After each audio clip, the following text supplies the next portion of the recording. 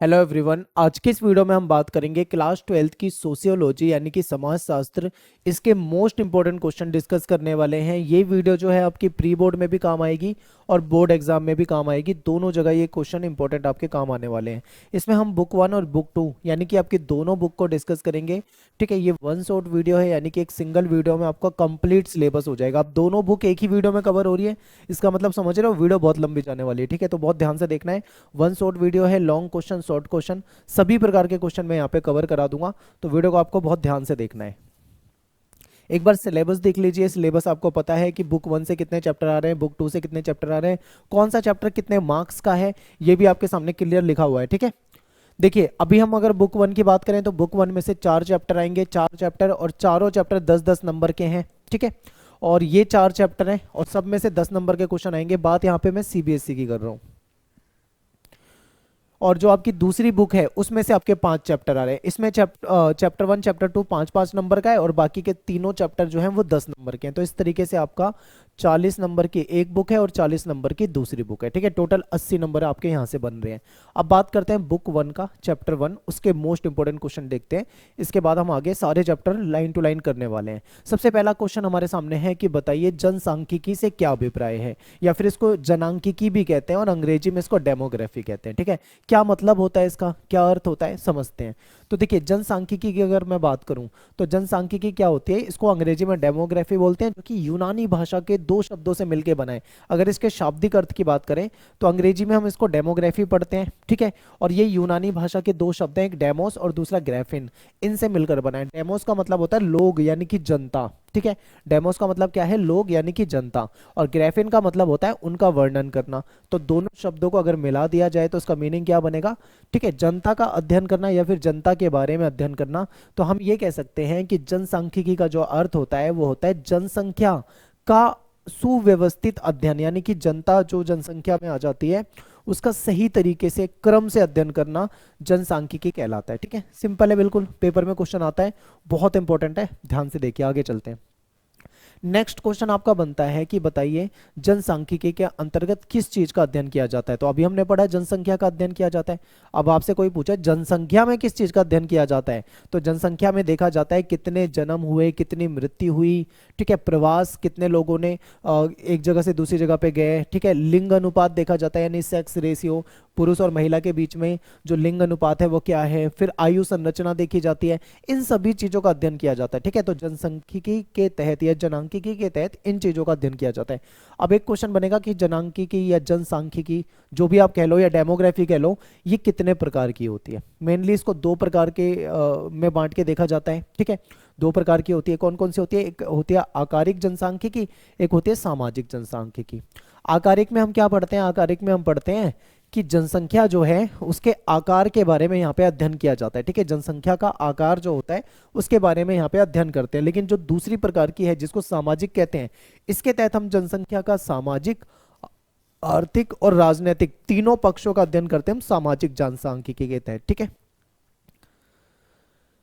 ये क्वेश्चन आपके इस चैप्टर में से बहुत ज्यादा पूछा जाने वाला है। इस क्वेश्चन को रट के जाना। 2 क्वेश्चन है इस चैप्टर में से, एक ये मॉल्थस वाला और दूसरा आपका जनांकिकीय संक्रमण सिद्धांत, जो कि अगर आपके पास ज्योग्राफी है तो आपने ज्योग्राफी में भी पढ़ा होगा, वहां पे भी टॉपिक है। ठीक है, तो पहले हम मॉल्थस का सिद्धांत पढ़ते हैं। तो मॉल्थस जो थे इन्होंने जनसांख्यिकी पे अपना एक सिद्धांत दिया था। ठीक है, इनकी थ्योरी क्या है इसको हम यहाँ पे समझने वाले हैं। देखिए मॉल्थस ये कहते हैं कि जनसंख्या वृद्धि का सिद्धांत जो है, इनकी जनसंख्या वृद्धि का जो सिद्धांत है उसमें कहते हैं कि जनसंख्या से रिलेटेड इन्होंने एक निबंध लिखा था। ठीक है, इनका जनसंख्या से रिलेटेड एक निबंध था जिसका नाम था an essay on the principle of population. ठीक है, यानी कि जो जनसंख्या है उसका एक उसके जो सिद्धांत होते हैं उसके ऊपर इन्होंने क्या करा, एक एसे लिखा जो कि 1798 में था।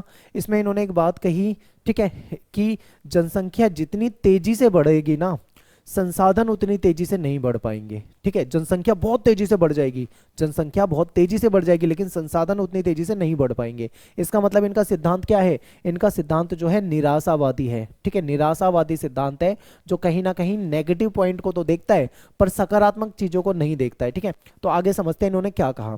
मॉल्थस ने कहा कि मनुष्यों की जो जनसंख्या है वो बहुत तेजी से बढ़ती है। कैसे बढ़ती है, उन्होंने उसका क्रम भी बताया, यानी जनसंख्या यहाँ पे दुगनी स्पीड से बढ़ रही है। ठीक है, 2 थी पहले, फिर 2 से मल्टीप्लाई हो गई यानी 4 हो गई, फिर 4 को फिर से 2 से मल्टीप्लाई करा फिर 8 हो गई, 8 को फिर से 2 से मल्टीप्लाई करा 16 हो गई, 16 को फिर से 2 से करा 32 हो गई, 32 को करोगे 64 हो जाएगी। इस तरीके से यानी इन्होंने ये बता दिया कि जनसंख्या जो बढ़ती है ना वो सीधा दुगनी हो जाती है, ठीक है, 2 गुना हो जाती है। लेकिन जो संसाधन होते हैं, क्योंकि भाई मनुष्यों की जनसंख्या बढ़ेगी तो मनुष्य को संसाधन भी चाहिए होगा ना, तो ये कहते हैं कि जबकि मनुष्य के भरण पोषण के लिए जो संसाधन होते हैं वो अधिक तेजी से नहीं बढ़ते हैं, ये तो आराम से बढ़ेंगे, 2 4 6 8 10।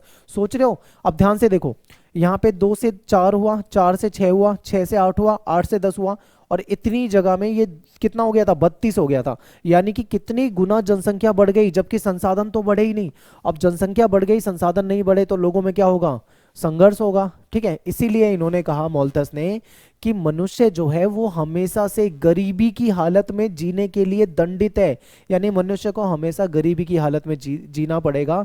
क्यों जीना पड़ेगा भाई? इसलिए जीना पड़ेगा क्योंकि जनसंख्या बहुत तेजी से बढ़ रही है और संसाधन बढ़ नहीं रहे हैं, क्योंकि कृषि उत्पादन की वृद्धि जो है हमेशा ही जनसंख्या की वृद्धि से पीछे रहेगी, ठीक है। यानी कि जितना अनाज मनुष्य को चाहिए होगा उतना अनाज नहीं हो पाएगा, उससे ज्यादा जनसंख्या हो जाएगी लोगों की, तो अब लोगों को अनाज मिल नहीं पाएगा, तो कहीं ना कहीं वो गरीबी की स्थिति में जिएंगे।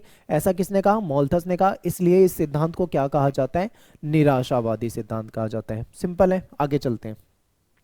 आगे देखो, जनसंख्या की वृद्धि जो है, वृद्धि की जो दर है वो भरण पोषण के जो संसाधन होते हैं उसमें जो उत्पादन है उसके मुकाबले देखें तो हमेशा जनसंख्या आगे रहेगी। कहने का मतलब क्या है?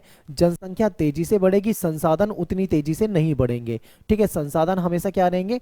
कम रहेंगे, ठीक है। लेकिन जनसंख्या जो है वो क्या हो जाएगी? बहुत आगे निकल जाएगी, ठीक है। इसलिए समृद्धि को बढ़ाने का एक ही तरीका बताया मॉल्थस ने। वो एक तरीका क्या है भाई? वो एक तरीका है कि यदि हम जनसंख्या की वृद्धि को नियंत्रित कर लें, यानी हम जनसंख्या जो तेजी से बढ़ रही है अगर हम इसको कंट्रोल कर लें, नियंत्रण में कर लें, तो फिर मनुष्य की ऐसी स्थिति नहीं होगी। यानी इन्होंने तरीका भी बताया कि ऐसा है, ऐसा ऐसा हो रहा है, अगर तुम इससे इस प्रॉब्लम से बचना चाहते हो तो तुमको ऐसा करना पड़ेगा, यानी कि जनसंख्या को कंट्रोल करना पड़ेगा, ठीक है। आगे देखो, मॉल्थस के अनुसार जनसंख्या नियंत्रण के 2 प्रकार का उल्लेख किया गया है, ठीक है। तो आपको वो दोनों प्रकार जो हैं बताने हैं। मॉल्थस ने जनसंख्या को कंट्रोल करने के 2 तरीके बताए हैं, 2 प्रकार बताए, आप ऐसे कह सकते हो। एक तो देखो, इन्होंने ये बताया कि एक तो हम नहीं करते, वो तो नेचर कर देता है, यानी कि एक प्राकृतिक अवरोध होता है जो हमारी प्रकृति कर देती है। प्रकृति में क्या होता है? कभी कभी अकाल पड़ जाता है, अकाल पड़ने से हजारों लाखों लोग मर जाते हैं, तो ऑटोमेटिक जनसंख्या क्या होती है? कम हो जाती है, नियंत्रण में आ जाती है। बाढ़ आ जाती है, बाढ़ में हजारों लाखों लोग मर जाते हैं, डूब जाते हैं, ठीक है, बह जाते हैं, तो इससे जनसंख्या कम हो जाती है। भूकंप से तबाही मचती है, महामारी फैलती है, उसमें लाखों लोग मर जाते हैं। यानी कि एक तरीका ये है जो नेचुरल प्राकृतिक अवरोध है, जिसमें अपने आप ही नेचर करता है कुछ ना कुछ, उसकी वजह से जनसंख्या क्या होती है? बैलेंस में रहती है। दूसरा है कृत्रिम अवरोध। कृत्रिम मतलब आर्टिफिशियल, एक तरह से हम जो कर सकते हैं। हम क्या कर सकते हैं भाई जनसंख्या को कम करने के लिए? हम बड़ी उम्र में विवाह, यदि विवाह की उम्र को बढ़ा दिया जाए, मान लो पहले के समय में क्या होता था, 14 साल 12 साल 16 साल में विवाह हो जाता था, ठीक है। इस उम्र में विवाह हो जाता था, 18 20 साल में तो 2 2 4 4 बच्चे पैदा कर देते थे। लेकिन आज के समय में देखें तो जनसंख्या में अगर आप ध्यान से देखोगे तो विवाह की जो एज है वो बढ़ा दी गई है, ठीक है। वैसे तो नॉर्मल आप 18 साल फीमेल और 21 साल मेल वाला पढ़ते हो, लेकिन क्या अभी भी 18 साल 21 साल में विवाह होता है? तो ऐसा नहीं होता। आप देखोगे कि लड़के 30 साल के हो रहे हैं, 32 साल के हो रहे हैं, तब शादी कर रहे हैं। कई लड़कियां 28 35 साल की एज में शादी कर रही हैं। तो इन्होंने यही बताया कि अगर हम बड़ी उम्र में विवाह करेंगे तो कहीं ना कहीं जनसंख्या जो है वो कंट्रोल में रहेगी, एक पॉइंट। फिर यौन संयम, ठीक है। अगर विवाह हो भी जाता है तो खुद पे संयम रखना है, ठीक है। ज्यादा बच्चे नहीं पैदा करने, जैसे कुछ मतलब कृत्रिम जो तरीके हैं वो अपना सकते हैं, ठीक है। गर्भ निरोधक जो दवाइयां हैं उसका इस्तेमाल कर सकते हैं, या कॉन्डम वगैरह यूज कर सकते हैं, ठीक है। मतलब यौन संयम रखना है जिसके तहत ज्यादा बच्चे ना हो। फिर ब्रह्मचर्य का पालन करना, जब तक विवाह नहीं होता तब तक ब्रह्मचर्य का पालन करना है। बहुत सारे तरीके बता रखे हैं। या गर्भ निरोधक उपाय, गर्भ निरोधक उपाय में बहुत तरीके की चीजें होती हैं जिसके तहत क्या हो सकता है? गर्भ को रोका जा सकता है, ठीक है। तो ये कुछ तरीके हैं जिससे जनसंख्या को क्या किया जा सकता है? कंट्रोल किया जा सकता है। अगले क्वेश्चन को देखते हैं। नेक्स्ट है कि जनसांख्यिकी संक्रमण के सिद्धांत पर चर्चा कीजिए। मॉल्थस का सिद्धांत पूछा जाएगा पेपर में। अगर मॉल्थस का सिद्धांत नहीं आता पेपर में तो ये पूछा जाएगा। दो में से एक क्वेश्चन आने के चांस बहुत ज्यादा होते हैं, ज्यादातर पेपर में आपके आ जाता है, ठीक है। और ये वीडियो जो आप देख रहे हो ये प्री बोर्ड में नहीं, आपके बोर्ड एग्जाम में भी काम आएगी, क्योंकि यही इंपॉर्टेंट क्वेश्चन है। सारे इंपॉर्टेंट क्वेश्चन मैंने रख लिए हैं, ठीक है। तो देखिए, जनसांख्यिकी संक्रमण सिद्धांत क्या है? एक ऐसा सिद्धांत है जिसमें यह बताया गया है कि जनसंख्या जो होता है उस 3 चरणों में उसका विकास होता है, ठीक है। Step 1, step 2, step 3। वो 3 चरण जो है वो क्या है, अगर आप उसको समझ जाओगे ना, इस टेबल को अगर आप ध्यान से देख के समझ जाओगे तो आपका यहीं पे आंसर हो गया, ठीक है। चलिए देखते हैं। देखो क्या होता है, जनसंख्या का विकास के 3 चरण होते हैं। इसको हम मान लेते हैं प्रथम, इसको मान लेते हैं द्वितीय, और इसको मान लेते हैं तृतीय, ठीक है। पहला, दूसरा, तीसरा, 3 चरण हो गए। पहला चरण जो होता है इसमें समाज जो होता है वो अविकसित होता है, यानी समाज में गरीबी होती है, सुविधाएं कम होती हैं, ठीक है। लोगों के पास अच्छी एजुकेशन नहीं होती है, समाज अविकसित होता है, ठीक है, डेवलप नहीं होता है इसमें, ठीक है। इस समय जन्म दर ज्यादा होती है, क्योंकि देखो जिस समाज में आप देखोगे जहां पे जितनी कमियां होगी ना वहां पे उतनी ज्यादा जनसंख्या बढ़ेगी।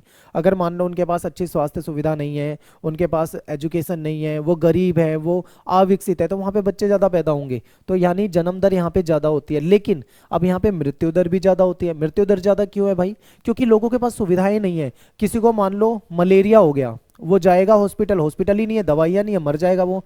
छोटी छोटी बीमारियों में लोग मर जाते हैं। आज से 100-150 साल पीछे आप जाओगे, आज तो आप आप देखते हो आज के समय में हेल्थ सुविधाएं इतनी ज्यादा हो गई हैं कि लोग कैंसर जैसी खतरनाक बीमारियों में भी बच जाते हैं। लेकिन आज से 100-150 साल पहले लोग छोटी छोटी, टाइफाइड हो गया मर गया, हैजा हो गया मर गया, डायरिया हो गया मर गया, छोटी छोटी बात पे क्या होता था, इलाज ही नहीं मिल पाता था, लोगों की डेथ हो जाती थी। यानी जन्म दर भी ज्यादा होती है और मृत्यु दर भी ज्यादा होती है। अब सोचो, जब जन्म भी ज्यादा हो रहे हैं और मृत्यु भी ज्यादा हो रही है तो क्या जनसंख्या बढ़ेगी? खुद से दिमाग लगाओ। तो जनसंख्या ज्यादा नहीं बढ़ेगी। क्यों? क्योंकि जितने पैदा हो रहे होंगे उतने ही मर जा रहे हैं, तो जनसंख्या एक तरह से स्थिर हो जाती है, या फिर आप कह लो जनसंख्या वृद्धि दर कम रहती है, ठीक है। तो ये तो हो गया आपका स्टेप 1, यानी पहली अवस्था। अब दूसरी अवस्था में देखो क्या होता है। दूसरी अवस्था में अविकसित से विकासशील होने लग जाते हैं, यानी कि अब विकास करने लगे हैं लोग, ठीक है। अब लोगों का एजुकेशन भी थोड़ी थोड़ी ठीक हो रही है, लोगों को हेल्थ सुविधाएं भी थोड़ा थोड़ा पहले से सही मिलने लग रही हैं। तो लेकिन जन्म दर तो अभी भी ज्यादा ही रहेगी, क्योंकि एकदम से जन्म दर कम नहीं होगी, लेकिन मृत्यु दर पे कंट्रोल हो जाता है। यानी जन्म तो अभी भी ज्यादा हो रहे हैं, लेकिन मृत्यु जो है वो कम हो रही है। मृत्यु कम क्यों हो रही है? अब लोगों के पास हॉस्पिटल हैं, लोगों के पास चिकित्सा की सुविधाएं हैं, लोगों के पास डॉक्टर है, लोगों के पास एजुकेशन है, लोगों के पास मेडिसिन दवाइयां हैं। इसलिए क्या होता है, अब छोटी छोटी सी बीमारियों में लोग मरते नहीं है, ठीक है। तो मृत्यु दर क्या हो जाती है, यहाँ पे कम हो जाती है। अब जन्म दर ज्यादा, सोचो जन्म तो हो रहे हैं ज्यादा लेकिन मृत्यु हो रही है कम, तो जनसंख्या बढ़ेगी या घटेगी? बढ़ेगी, क्योंकि भाई जितने जन्म हो रहे हैं उतने मर नहीं पा रहे। तो ऐसे में क्या होगा, जनसंख्या अधिक हो जाएगी। अधिक होने का मतलब है जनसंख्या विस्फोट हो जाएगा। दूसरी अवस्था में जनसंख्या विस्फोट हो जाता है, ये है दूसरी अवस्था, बिल्कुल सिंपल। अब चलते हैं तीसरी स्टेप में। तीसरी स्टेप में क्या होता है, पहले स्टेप में क्या था, अविकसित था, यानी बिल्कुल भी डेवलप नहीं था। दूसरे में विकासशील, यानी थोड़ा थोड़ा विकास शुरू करा। अब तीसरे में हो गई है विकसित। पहले में ग्रामीण होती है, फिर नगरीय होने लग जाती है, ठीक है। अब विकसित हो गई है। जब लोग विकसित हो जाते हैं, पढ़े लिखे हो जाते हैं, अच्छी एजुकेशन, अच्छा हॉस्पिटल, सब कुछ बढ़िया हो जाता है, लोगों के पास टेक्नोलॉजी वगैरह, तो जन्म दर ऑटोमेटिक कम हो जाती है। फिर लोग समझदार हो जाते हैं, फिर लोग 10-10, 12-12, 5-5, 7-7 बच्चे पैदा नहीं करते, वो 1 या 2 बच्चे पैदा करते हैं। वो सोचते हैं कि हम 2 ही बच्चे पैदा करेंगे और उन बच्चों को अच्छी शिक्षा देंगे, ठीक है, अच्छा पढ़ाएंगे, उनको डॉक्टर, इंजीनियर या कुछ ऐसा बड़ा बनाने की कोशिश करेंगे। तो वो हमेशा समझदारी से कदम उठाते हैं, ठीक है। तो यानी जन्म दर क्या हो गया, कम हो गया। मृत्यु दर भी कम हो गई। मृत्यु दर कम क्यों हुई भाई? मृत्यु दर का आपको कारण पता है। अरे अब इनके पास अच्छे हॉस्पिटल हैं, अच्छे डॉक्टर हैं, अच्छी सुविधाएं हैं, सब कुछ इनके पास बेहतरीन है, तो मृत्यु दर क्या होगा, कंट्रोल में हो जाएगी, यानी कि कम हो जाएगी। अब देखो जन्म भी कम हो रहे हैं और मृत्यु भी कम हो रहे हैं, तो जनसंख्या क्या होगी, बढ़ेगी या घटेगी? तो आप कहोगे कम रहेगी, यानी नॉर्मल सी रहेगी। तो यहाँ पे जनसंख्या जो होती है कंट्रोल हो जाती है। अब इसका एग्जाम्पल आप देखो, विकसित देश, ठीक है, इसका बेस्ट एग्जांपल है विकसित देश। देखो कोई भी विकसित देश उठा लो, यूरोप का कोई देश उठा लो, जैसे फ्रांस हो गया, नॉर्वे हो गया, ठीक है, या आप अमेरिका जैसे देश देख लो, तो इनकी जनसंख्या आपको अविकसित या अल्प विकसित देशों के मुकाबले आपको कम मिलेगी। यहां तक कि आप ये लगा लो कि हमारे हरियाणा राज्य की जितनी जनसंख्या है ना, इतने में तो न जाने कितने बेल्जियम बन जाते होंगे, इतनी जनसंख्या का फर्क। हमारे जितना हमारे यूपी की जनसंख्या है उतने में तो यूरोप के 10 देश बन जाएंगे, मिला के भी उनकी जनसंख्या उतनी नहीं होगी जितने अपनी यूपी की है। तो आप सोचो यही फर्क होता है, ठीक है, विकसित और विकासशील में ये फर्क होता है। ये 3 स्टेप जो है इसी को जनांकीय संक्रमण सिद्धांत कहा जाता है। आई होप आपको यहाँ पे समझ में आया होगा। अब मैं क्या करता हूँ, इसको आपको पॉइंट में समझा देता हूँ, अब आपको बिल्कुल सिंपल लगेगा। तो सबसे पहले पहला चरण देखते हैं। पहले चरण में क्या होता है, समाज में जनसंख्या की वृद्धि जो होती है वो कम होती है। कम क्यों होती है, क्योंकि जन्म दर भी ज्यादा थी, मृत्यु दर भी ज्यादा थी। जब जन्म भी उतने हो रहे हैं, मृत्यु भी उतनी हो रही है, तो जनसंख्या उतनी नहीं बढ़ेगी, कम हो जाएगी। क्योंकि समाज जो है वो तकनीकी दृष्टि से पिछड़ा हुआ है। मैंने बताया था ना, लोग पढ़े लिखे नहीं है, हॉस्पिटल नहीं है, सुविधाएं नहीं है, पिछड़ा है। मृत्यु दर भी यहाँ पे ज्यादा थी और जन्म दर भी ज्यादा थी। तो ये तो होता है पहले चरण में। अब बात करते हैं दूसरे चरण में क्या होता है भैया। दूसरे चरण में क्या होता है कि जनसंख्या विस्फोट हो जाता है। ठीक है, क्यों हो जाता है भाई, क्योंकि जन्म दर तो यहाँ पे बहुत ज्यादा है लेकिन मृत्यु दर थोड़ी थोड़ी कंट्रोल हो गई है। यानी जन्म ज्यादा हो रहे हैं, मृत्यु कम हो रही है, तो जनसंख्या तेजी से बढ़ने वाली है। इसीलिए इसको हम जनसंख्या विस्फोट की अवस्था कह सकते हैं। ठीक है, इस दौरान क्या होता है, जनसंख्या वृद्धि की दरें जो होती हैं वो बहुत ऊंची होती है। ठीक है, क्योंकि जनसंख्या बहुत तेजी से बढ़ रही होती है, क्योंकि मृत्यु दर कम हो गई है। तो ये बातें आप बता सकते हो। ये तो हो गया दूसरा चरण, अभी जो हमने पढ़ा था। अब हम चलते हैं तीसरे स्टेप पे, तीसरे चरण पे। तो देखिए इसमें क्या होता है, विकसित समाज में जनसंख्या वृद्धि दर जो है वो नीची रहती है। जो विकसित समाज होता है, जब सब कुछ विकसित हो जाता है, ठीक है, लोग ग्रामीण सभ्यता से निकलकर नगरीय होने लग जाते हैं, तो कहीं ना कहीं जनसंख्या वृद्धि उनकी कम हो जाती है। और ऐसे समाज में मृत्यु दर और जन्म दर जो होती है दोनों ही काफी कम हो जाते हैं, क्योंकि अब टेक्नोलॉजी का विकास हो गया है, अब लोग पढ़े लिखे हो गए हैं, एजुकेटेड हो गए हैं, जागरूक हो गए हैं, समझदार हो गए हैं। सारी चीजें आप इसमें देख सकते हो। तो ये फर्क होता है। तो ये आपको जनांकीय संक्रमण सिद्धांत जो है बताना है। ठीक है, अगला क्वेश्चन है कि जन्म दर और मृत्यु दर से क्या मतलब है आपका। ठीक है, तो जन्म दर क्या होता है, इसमें देखा जाता है कि एक वर्ष में प्रति 1000 व्यक्तियों पर जीवित जन्मे बच्चों की जो जनसंख्या है, जो संख्या है, उसको देखा जाता है। यानी प्रति 1000 बच्चों का जो जन्म हुआ है, 1 साल तक उसको देखा जाता है, उसमें से कितने जीवित बचे हैं उसको कहा जाता है जन्म दर। ठीक है, अगर यदि मैं बात करूं मृत्यु दर की, तो एक किसी पर्टिकुलर क्षेत्र में किसी विशेष समय में, ठीक है, समय काल के बीच में प्रति 1000 व्यक्तियों में देखा जाता है कि कितने मृत व्यक्ति हैं, यानी कि प्रति 1000 व्यक्तियों में कितने लोग मरे हैं, वो उसकी मृत्यु दर कहलाती है। ठीक है, तो हो सकता है पेपर में आपके ये पूछ लिया जाए। नेक्स्ट है आपका प्रतिस्थापन स्तर का क्या मतलब होता है। तो देखिए प्रतिस्थापन स्तर बहुत सिंपल है। ये एक ऐसी अवस्था होती है, ऐसी कंडीशन होती है जिसमें जितने बूढ़े लोग मर जाते हैं उनकी जगह को पूरा करने के लिए उतने ही नए जन्म हो जाते हैं, यानी उतने ही नए बच्चे पैदा हो जाते हैं। ठीक है, तो भारत में अगर हम केरल में देखें तो केरल की जो कुल प्रजनन दरें हैं वो सही तरीके से देखा जाए तो वो प्रतिस्थापन स्तर से नीचे मानी जाती है। फिर हिमाचल प्रदेश, पश्चिम बंगाल, कर्नाटका, महाराष्ट्र में प्रजनन दर जो है वो प्रतिस्थापन जो दर है उसके बराबर है। इसी तरीके से बिहार, यूपी आप देख सकते हो, यहाँ पे भी आपको अलग अलग राज्यों में ये जो दर है आपको अलग अलग देखने को मिलती है। ठीक है, तो ये हो जाता है प्रतिस्थापन स्तर। अगला है कि भारत की जो जनसंख्या नीति है इस पे चर्चा कीजिए। तो देखिए भारत ऐसा माना जाता है दुनिया में शायद पहला देश रहा होगा जिसने अपने यहाँ पे जनसंख्या नीति यानी जनसंख्या की पॉलिसी बनाई थी। ठीक है, तो भारत ने 1952 में अपनी जनसंख्या नीति की घोषणा की थी और जनसंख्या पॉलिसी बनाई, और इसके तहत एक कार्यक्रम शुरू किया गया जिसको परिवार नियोजन कार्यक्रम कहा जाता है। ठीक है, परिवार नियोजन कार्यक्रम यानी फैमिली प्लानिंग कार्यक्रम। अब इसमें क्या होता है पहले ये समझिए, जब किसी महिला और पुरुष की शादी होती है, विवाह होता है, ठीक है, ये लड़का है ये लड़की है, ध्यान से देखो, तो जब इनका विवाह होता है ना, तो क्या होता है विवाह के बाद इनको मतलब जागरूक किया जाता है कि आपको बच्चा जो पैदा करना है वो किस समय करना है और दो बच्चों के बीच में कितना गैप रखना है। कि कई बार क्या होता है 2 साल में ही 2 बच्चे पैदा कर दिए, अब इतने छोटे छोटे बच्चे हैं, वही उनको पालना, बहुत तरह की समस्याएं हो जाती है ना। तो इसीलिए कहा जाता है कि कम से कम 2 बच्चों के बीच में 2.5 साल का गैप होना चाहिए। ये कौन बताता है, ये डॉक्टर्स बताते हैं। किस कार्यक्रम के तहत बताते हैं? परिवार नियोजन कार्यक्रम के तहत बताते हैं, ठीक है। तो इसका मेन उद्देश्य था ना, वो था लोगों को जागरूक करना, ठीक है। तो इसका उद्देश्य क्या है? जन्म नियंत्रित करना, यानी कि बर्थ पे कंट्रोल करना, ठीक है। जनसंख्या वृद्धि दर को कम करना, तेजी से जनसंख्या ना बढ़े इसलिए लोगों को जागरूक करना। फिर जन स्वास्थ्य के मानक स्तर में सुधार करना, क्योंकि भाई अगर कंट्रोल में जनसंख्या रहेगी तो हेल्थ सर्विस भी अच्छे से हो पाएगी। और सबसे मेन उद्देश्य था लोगों को जागरूक करना, लोगों को अधिक बच्चों के क्या नुकसान हो सकते हैं ये बताना, ठीक है। ये सारी चीजें बताना इनको इसका उद्देश्य होता था।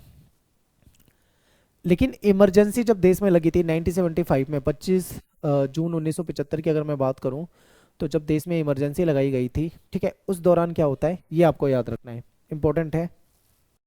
तो जब देश में इमरजेंसी लगाई गई थी उस समय ये जो हमारा परिवार नियोजन कार्यक्रम है इसकी धज्जियां उड़ाई गई थी, ठीक है। इसके बारे में समझिए।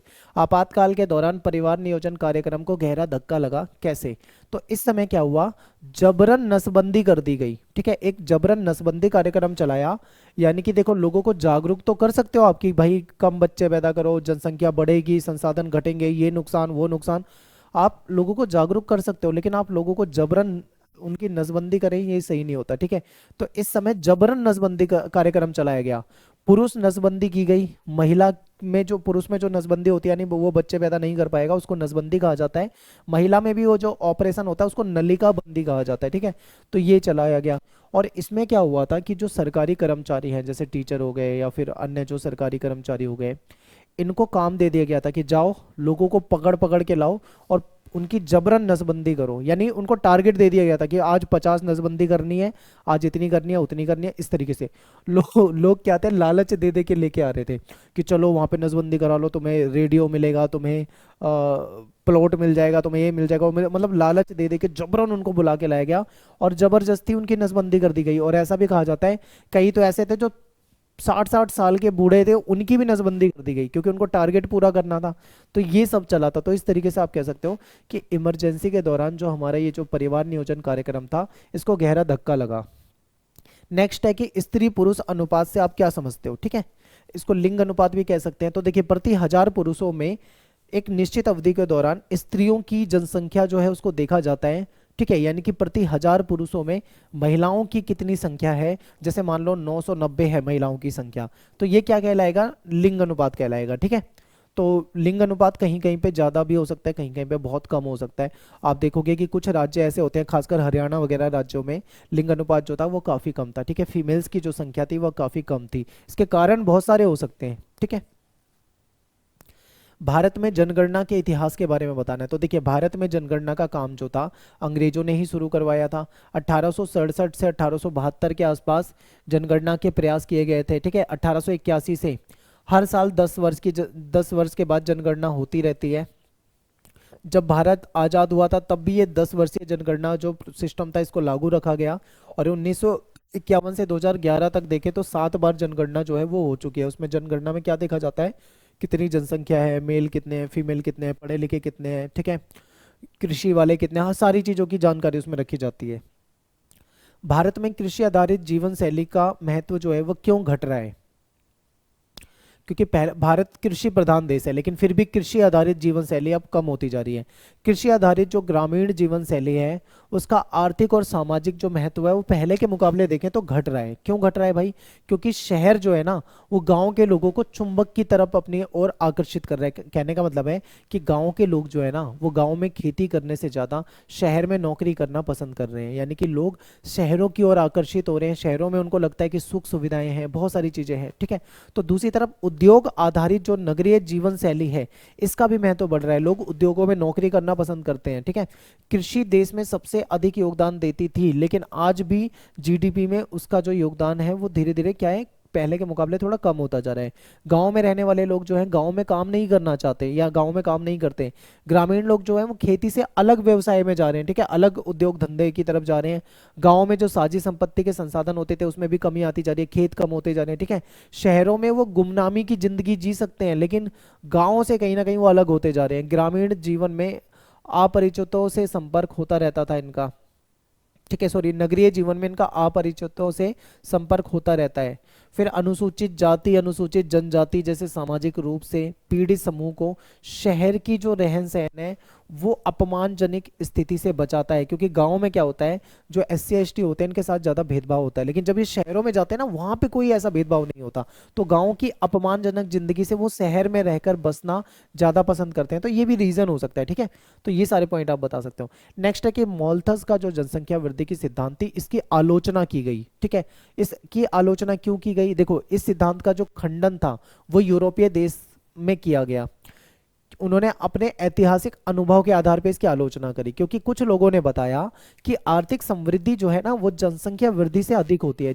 क्योंकि इन्होंने क्या कहा था, जनसंख्या बढ़ेगी पर संसाधन नहीं बढ़ेंगे, लेकिन इन्होंने उसको साबित कर दिया कि आर्थिक समृद्धि ऐसा नहीं है कि जनसंख्या उतनी तेजी से बढ़ रही है। कई जगह पे आर्थिक समृद्धि ज्यादा है। 19वीं और 20वीं शताब्दी के आसपास जो परिवर्तन होने शुरू हुए थे, अब जन्म दर जो थी घट गई थी, महामारियों पे भी कंट्रोल हो गया था, चिकित्सा की सुविधाएं भी विकसित होने लगी थी। तो ऐसे में कहीं ना कहीं मोल्थस की जो भविष्यवाणी थी वो झूठी साबित हो गई थी। ठीक है, जो मोल्थस ने कहा था वो सब गलत साबित हुआ। आलोचक कहते हैं कि गरीबी और भुखमरी जो है, ये जो समस्या है, ये जनसंख्या वृद्धि की बजाय आर्थिक संसाधनों का जो गलत तरीके से वितरण हो रहा है ना, असमान वितरण, इसके कारण हो रहा है। ठीक है, ये कहते हैं कि एक अन्यायपूर्ण जो सामाजिक व्यवस्था है इसके कारण थोड़े से लोग धनवान हो गए, बाकी लोग गरीबी में हैं। ठीक है, तो इसको ये क्या कहते हैं कि ये गलत सिस्टम से हुआ है, ना कि उस सिद्धांत से। तो इसलिए उनके सिद्धांत की क्या हुई, यहाँ पे आलोचना हुई। फिर भारत में जो लिंग अनुपात है उसमें गिरावट के कारण क्या है, तो स्त्रियों की हेल्थ से रिलेटेड प्रॉब्लम हो सकती है, बच्चियों के साथ भेदभाव, खासकर लड़की के साथ। आपको पता है कि पहले ही पता करवा लेते हैं गर्भ में लड़का है या लड़की, अगर पता लगता है लड़की है तो उसका अबॉर्शन करवा देते हैं, उसको मार दिया जाता है। ठीक है, भ्रूण हत्या कर दी जाती है। तो ये सारी जो सोच है इसकी वजह से ऐसा होता है। फिर शैशवावस्था में बच्चियों की देखभाल की उपेक्षा की जाती है। मान लो किसी का एक लड़का है और एक लड़की है, तो लड़के को ज़्यादा वो अच्छी परवरिश देने की कोशिश करेंगे, लड़की को उतनी अच्छी परवरिश नहीं देंगे। ठीक है, तो ये भी एक कारण है। फिर लिंग विशेष का गर्भपात, खासकर वो लड़की को मार दिया जाता है। ठीक है, और बालिका शिशुओं की हत्या कर दी जाती है। तो ये बहुत सारे कारण ऐसे हो जाते हैं जिसके कारण भारत में जो लिंग अनुपात है वो कम हो जाता है। ठीक है, तो यहाँ पे अपना पहले चैप्टर के इंपॉर्टेंट क्वेश्चन हो गया। अब चलते हैं हम दूसरे चैप्टर की ओर, देखते हैं अगले इंपॉर्टेंट क्वेश्चन क्या बनते हैं। जाति क्या होती है, तो देखिए जाति का अगर मैं शाब्दिक अर्थ की बात करूं तो ये जो शब्द है इसकी उत्पत्ति जो होती है वो पुर्तगाली शब्द है कास्टा। ठीक है, कास्टा इसको कहा जाता था, इससे निकला है, जिसका मतलब होता था विशुद्ध नस्ल, जो किसी नस्ल की ओर इशारा करता था। और अंग्रेजी में इसके लिए शब्द यूज किया जाता है कास्ट। ये तो हो गया जाति का शाब्दिक अर्थ, लेकिन अगर इसको मैं भारत के नजरिए से देखूं तो क्या है, तो भारत में जाति जो है एक प्राचीन संस्था है, यानी कि हजारों वर्षों से हमारे इतिहास में अगर आप देखोगे तो हमारे इतिहास और संस्कृति का एक महत्वपूर्ण हिस्सा जो रही है वो रही है जाति। ठीक है, तो हमारे यहाँ पे जाति जो है देखने को मिलती है।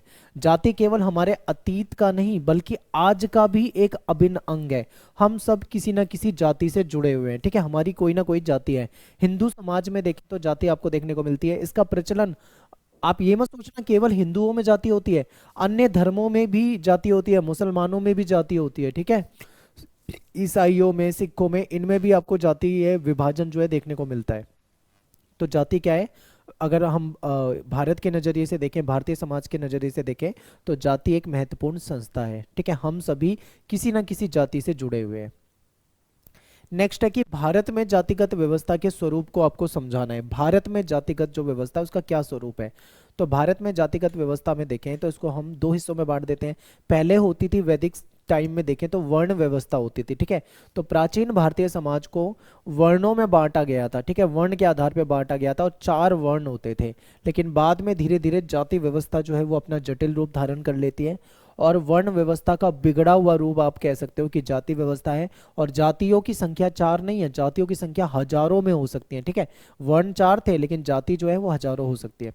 अगला है कि प्रबल जाति क्या होती है, किसको हम प्रबल जाति कह सकते हैं, तो ऐसी जाति जिनकी जनसंख्या जो होती है वो बड़ी होती है, यानी कि किसी क्षेत्र में किसी जाति की जनसंख्या अधिक हो और जिन्हें स्वतंत्रता के बाद, आजादी के बाद किए गए जो भूमि सुधार थे उनके द्वारा भूमि के अधिकार दे दिए गए हों। ठीक है, भूमि सुधारों ने पहले के जो दावेदारों थे उनसे, यानी पहले के जो जमींदार थे उनसे जमीन छीनकर इनको दे दी थी। तो अब ये जो भूमि अधिकार हैं ये अगले स्तर के दावेदारों को मिल चुके हैं। तो जब उन्हें भूमि के अधिकार मिल गए तो फिर उन्होंने पर्याप्त आर्थिक शक्ति प्राप्त कर ली, यानी कि ये पहले से मजबूत हो गए। पहले ये इतने मजबूत नहीं थे, जब इनको भूमि के अधिकार मिले भूमि सुधार कानूनों के तहत तो ये पहले से मजबूत हो गए। इनकी बड़ी संख्या ने चुनावी लोकतंत्र के इस युग में भी इनको राजनीतिक शक्ति प्रदान की, क्योंकि आपको पता है जो चुनाव होते हैं ना स्टेट में, खासकर वहां पे जाति को देखकर चुनाव होता है। जिस जाति के कैंडिडेट ज्यादा होते हैं, वोटर्स ज्यादा होते हैं, उस जाति के कैंडिडेट को उतारा जाता है चुनाव मैदान पे और वो अपनी जाति को लामबंद करता है वोट देने के लिए, ठीक है। तो कहीं ना कहीं ये इनका वोट बैंक होता है। तो राजनीतिक शक्ति के रूप में भी ये मजबूत होती हैं जातियां। और ये मध्यवर्ती जाति जो देहाती इलाकों में प्रबल जातियां बन चुकी थी और क्षेत्रीय राजनीति तथा खेती और अर्थव्यवस्था में भी महत्वपूर्ण भूमिका अदा कर रही थी। तो कहने का मतलब है जाति, प्रबल जाति कौन सी होती है, वो जातियां जो समाज में मजबूत हो थोड़ा, ठीक है, तो वो प्रबल जातियों में आ जाती हैं क्योंकि उनके पास भूमि के अधिकार हैं, वो एक अच्छा वोट बैंक भी है, ठीक है, संख्या में भी वो ज्यादा है, तो वो सब प्रबल जाति है। अगला क्वेश्चन है वर्ण व्यवस्था का क्या मतलब होता है। तो वर्ण व्यवस्था 3000 साल पुरानी व्यवस्था है। इसके अकॉर्डिंग 4 वर्ण होते हैं, ब्राह्मण, क्षत्रिय, वैश्य और शूद्र। पूरे समाज को, ठीक है, हमारा यहाँ पे जो समाज है अगर वर्ण व्यवस्था में देखें तो पूरे समाज को हम 4 कैटेगरी में बांट सकते हैं, या तो वो ब्राह्मण होगा या क्षत्रिय होगा या वैश्य होगा या शूद्र होगा, ठीक है, ये 4 कैटेगरी में बांट दिया जाता है। वर्ण और जाति में क्या अंतर है ये आपके पेपर में पूछा जा सकता है। देखिए नॉर्मली ना बहुत सारे बच्चे वर्ण और जाति को एक जैसा ही समझ लेते हैं, लेकिन इन दोनों में अंतर होता है। तो देखिए जो प्रारंभिक वैदिक काल था तो उस समय देश में वर्ण व्यवस्था होती थी, ठीक है, लेकिन उत्तर वैदिक काल में देखें तो उस समय में ये जो व्यवस्था है ये जाति व्यवस्था जो थी, जाति वाली व्यवस्था आपको देखने को मिलती है। जो वर्ण है वो जाति से निर्धारित नहीं हो, सॉरी, जन्म से निर्धारित नहीं होते हैं, ठीक है, विस्तृत या बहुत ज्यादा कठोर नहीं है। वर्ण व्यवस्था बहुत कठोर नहीं होती थी, याद रखना। और स्थान के अकॉर्डिंग इसमें कुछ सामान्य परिवर्तन देखने को मिलते हैं, अलग जगह जाओगे अलग परिवर्तन मिल सकते हैं। लेकिन जाति व्यवस्था देखें ना तो जाति व्यवस्था जटिल है, जाति व्यवस्था कठोर है, ठीक है, ये समझिए। तो ये उत्तर वैदिक काल में आपको देखने को मिलेगी। जन्म से निर्धारित होती है, जिसका जिस जाति में जन्म हुआ है वो उसी जाति का होगा। जैसे मान लो कोई कुम्हार है, कुम्हार के घर में जिस बच्चे का जन्म होगा तो उसकी जाति कुम्हार उसके साथ चिपक चुकी है, यानी उसकी जाति वही रहेगी। माता पिता की जाति में ही जन्म होता है बच्चे का हमेशा से। चुनाव का विषय नहीं होती, जाति कोई चूज नहीं कर सकता, चुन नहीं सकता। मान लो मेरी कोई जाति है तो मैं अपनी जाति का ही रहूंगा, मैं किसी दूसरे की जाति को चुन नहीं सकता कि मैं ब्राह्मण बन जाऊं या मैं अलग जाति में चला जाऊं, ऐसा नहीं हो सकता। ब्राह्मण का बच्चा ब्राह्मण रहेगा, ठीक है, और कुम्हार का बच्चा कुम्हार रहेगा, जिसकी जो जाति है वो उसी जाति में रहेगा। फिर इसको हम कभी भी नहीं बदल सकते, एक बार जिस जाति में जन्म हो गया पूरी लाइफ वही जाति रहती है। और विवाह समूह के सदस्यों में भी वो ही हो सकता है।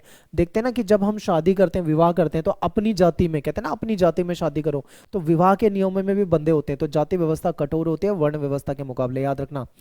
तो यही बेसिक सी बातें थी आपको बतानी है इसमें। उपनिवेशवाद ने भारत में जाति व्यवस्था को किस प्रकार मजबूत करा, अंग्रेजों ने कैसे जाति व्यवस्था को मजबूत करा, ये समझिए। देखिए जब भारत में अंग्रेज आए तो उन्होंने भारतीय समाज को समझना था। क्यों समझना था? क्योंकि जब वो भारतीय लोगों को समझेंगे, भारतीय समाज को समझेंगे, भारतीय व्यवस्था को समझेंगे, तभी तो हम पे शासन कर पाएंगे ना। अब उन्हें समाज के बारे में कुछ पता नहीं है तो कैसे शासन कर पाएंगे। तो इसलिए उन्होंने क्या करा, जाति का जो आज के समय में जाति का जो स्वरूप है उसको औपनिवेशिक काल या स्वतंत्र भारत में तेज गति से जो परिवर्तन हुए थे उसके द्वारा कहीं ना कहीं आकार मिलता है। यहाँ तक कि कुछ लोग तो ये कहते हैं कि जाति व्यवस्था को इतना मजबूत बनाने का कारण ही अंग्रेज थे, कुछ लोग ऐसा कहते हैं, ठीक है। तो जाति का जो वर्तमान स्वरूप है वो प्राचीन भारतीय परंपरा की अपेक्षा उपनिवेशवाद की ज्यादा देन है। समझो इस पॉइंट को, समझो। यहाँ पे क्या कह रहे हैं कि आज के समय में जो जाति का स्वरूप आप देखते हो ये प्राचीन समय वाला सिस्टम नहीं है, ये तो अंग्रेजों की देन है, यानी अंग्रेजों ने इसको मजबूत किया है, ठीक है। कैसे किया है भाई, इसको देखते हैं। जो अंग्रेज प्रशासक थे उन्होंने देश में कुशलता पूर्वक शासन करने के उद्देश्य से जाति व्यवस्थाओं की जटिलताओं को समझने का प्रयास करा। उन्होंने समझा कि भारत में कौन सी जाति है, इसके लिए उन्होंने जनगणना करवाई, ठीक है, उन्होंने सर्वे करवाया, इसलिए इनको समझना जरूरी था ताकि वो हम पे अच्छे से शासन कर पाए। तो इसलिए भारत में सामाजिक संरचनाओं को समझना उनके लिए जरूरी हो गया और इन लोगों को भारत की जनगणना की शुरुआत करनी पड़ी थी। क्यों? क्योंकि वो समझे भारत के समाज को। तो जनगणना का जो पहला प्रयास था 1860 के दशक में हुआ था, ठीक है। 1872 में पहला प्रयास किया गया, फिर उसके बाद से 1881 से रेगुलर जो जनगणना है वो होती आ रही है, जो कि 10 साल में होती है। फिर 1901 में हर्बर्ट रिजले जो थे उनके अकॉर्डिंग उनके निर्देशन में जाति के सामाजिक अधिक्रम की जानकारी इकट्ठी करने का प्रयत्न किया गया। इन्होंने ये देखा कि समाज में कितनी जातियां हैं, सबसे पहले ये पता करो समाज में जाति कितनी है, 10, 20, 50, 100, 200, 500, 1000 जो भी जाति है सबका रिकॉर्ड बनाओ। फिर कौन सी जाति ज्यादा ऊंची है, कौन सी ज्यादा नीची है, क्योंकि समाज में ऊंची और नीची जाति का कॉन्सेप्ट था, उसको समझो। ठीक है, फिर ऊंची जातियों में कौन सी जाति ज्यादा प्रबल है उसको समझो, फिर कौन सी जाति ज्यादा कमजोर हो उसको समझो, किस जाति के साथ क्या भेदभाव होता है, ये सब समझने के लिए तो किस क्षेत्र में किस जाति की तुलना में सामाजिक दृष्टि में कौन सी जाति ऊंची है, कौन सी जाति को नीचा स्थान मिला हुआ है, उसके बारे में जानकारी लेनी थी। हर जाति के बारे में इनको जानकारी लेनी थी। जब इन्होंने ये सारी चीजें समझी तो फिर पारित करा इन्होंने 1935 का भारत सरकार अधिनियम, जो अंग्रेजों का कानून था, और आज के हमारे संविधान में ज्यादातर बातें इसी से ली गई हैं। ठीक है, 1919 का एक्ट आया था, उसको नहीं पसंद किया गया तो 1935 का एक्ट आया था। अब देखो अंग्रेजों ने क्या करा, उन्होंने जातियों को समझा, जाति प्रथा को समझा, जातियों के बारे में जानकारी इकट्ठा की, जनगणना की, सब कुछ कर लिया, नया एक्ट भी बना दिया। अब यहां से दो वर्ड आते हैं जो आज के समय में आप समझते हो। देखो इसके तहत जो जातियां नीची थी, यानी कि जिसको समाज में जिनके साथ भेदभाव ज्यादा होता था, जिसको अछूत माना जाता था यानी अस्पृश्य माना जाता था, उसको इन्होंने रख दिया अनुसूचित जाति में, यानी उसको शेड्यूल कास्ट में रख दिया। ठीक है, आज के समय में आप SC ST सुनते हो ना, ये वही वाला SC है। ठीक है, इससे पहले इस तरीके से बांटा नहीं गया था, इन्होंने कर दिया उसको SC। फिर अन्य आदिवासी जो जातियां थी, जो आदिवासी जनजाति समूह थे, उसको कर दिया इन्होंने ST। तो यहां से एक कॉन्सेप्ट आ जाता है SC ST का। SC में कौन सी जाति रख दी गई, जिनके साथ छुआछूत और ये सारी समस्या होती थी, भेदभाव होता था। ST में जो आदिवासी जाति थी उनको रख दिया गया, यानी कि यहाँ पे SC ST हो गया। ठीक है, इस प्रकार उपनिवेशवाद ने जाति व्यवस्था में कई परिवर्तन करे, फिर उन्होंने कई सारे बदलाव करे। तो इसलिए हम कह सकते हैं कि आज के समय में जाति का जो हम स्वरूप देखते हैं ना, SC ST OBC वगैरह, ये सब, OBC तो आज चलो हालांकि बाद में आया है, SC ST ये सब अंग्रेजों की देन है। ठीक है, इन्होंने उसको कैटेगराइज कर दिया था।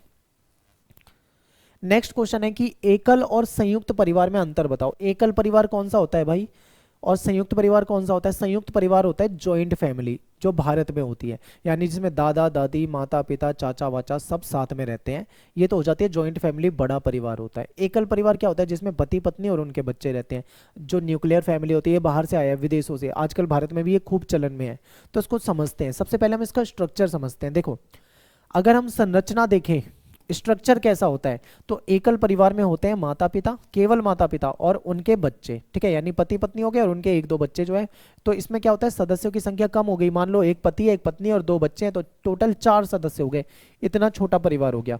अगर इसी की बात करूं मैं संयुक्त परिवार में, तो माता पिता होंगे, फिर उनके बच्चे होंगे, दादा दादी भी परिवार में होंगे, चाचा चाची भी परिवार में होंगे, और अन्य करीबी रिश्तेदार भी होंगे। तो इससे क्या हो जाएगा, परिवार की सदस्य संख्या बढ़ जाएगी। क्लियर है? आगे देखते हैं, आगे देखो ध्यान से।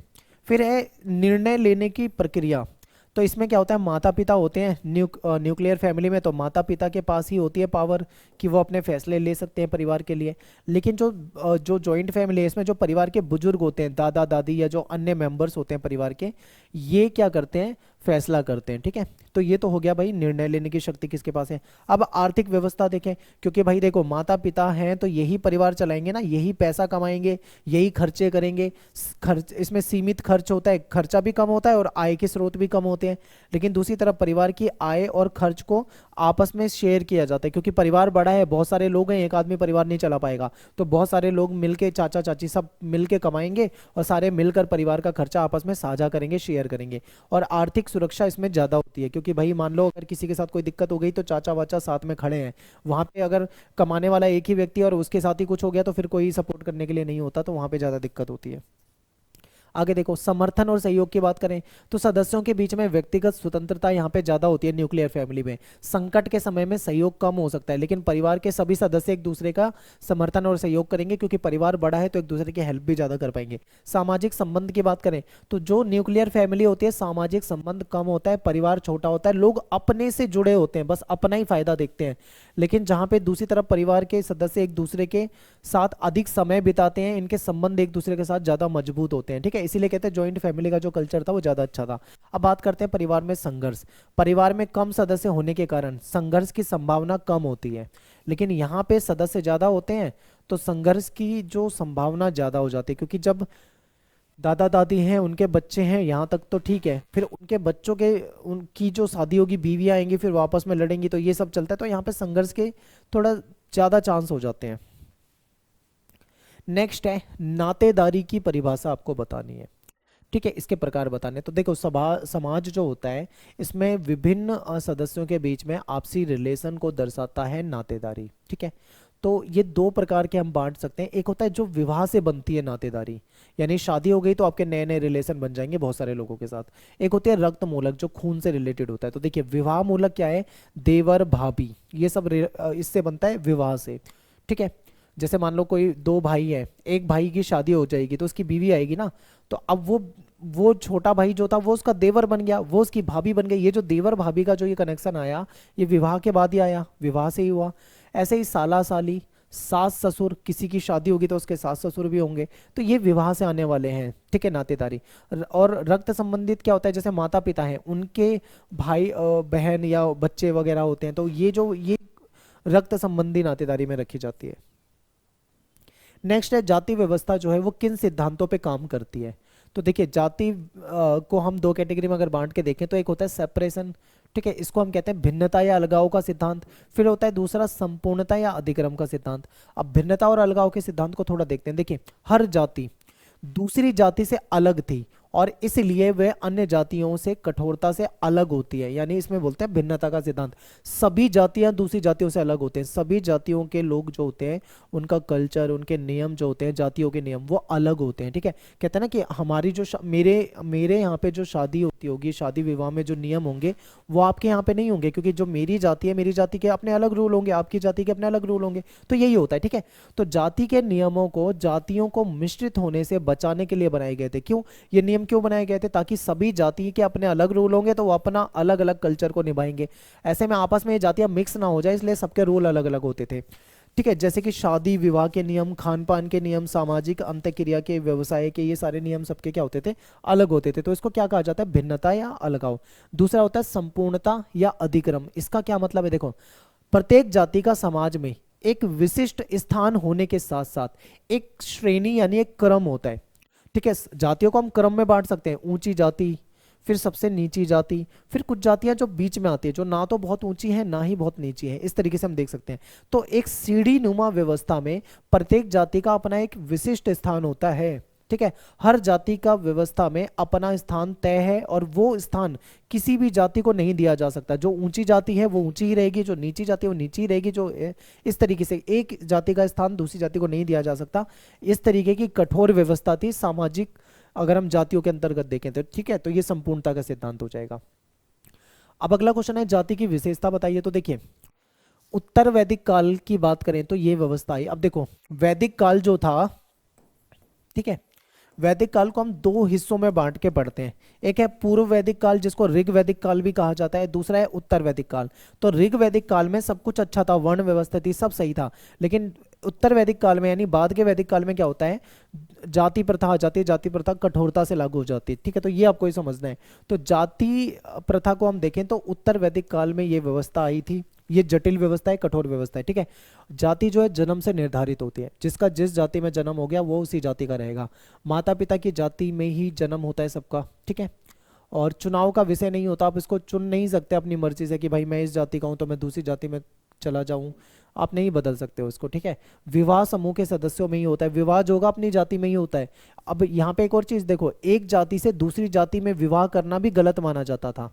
आज के समय में हो सकता है कि भाई लोग एक धर्म से दूसरे धर्म में भी शादी कर लेते हो, या लव मैरिज वगैरह आजकल ज़्यादा होने लगी है, तो उसमें फिर जाति वाति का कोई सिस्टम ही नहीं रहता है, क्योंकि प्यार तो भाई किसी को किसी से भी हो सकता है। तो आजकल लव मैरिज वाला सिस्टम चल रहा है, तो वहाँ पे जाति नहीं देखते हैं लोग, कर लेते हैं शादी। लेकिन जो रियल में अगर जो नियम बने हुए हैं ना, वो यही होता है कि भाई जब माता पिता शादी करवाते हैं किसी की अरेंज मैरिज जो होती है, तो उसमें हमेशा अपनी जाति देखी जाती है। ठीक है, गोत्र वगैरह का भी ध्यान रखा जाता है, अपना कल्चर वो सारी चीज़ें सेम रहे, इसलिए अपनी ही जाति में शादी करने का रूल बना हुआ है।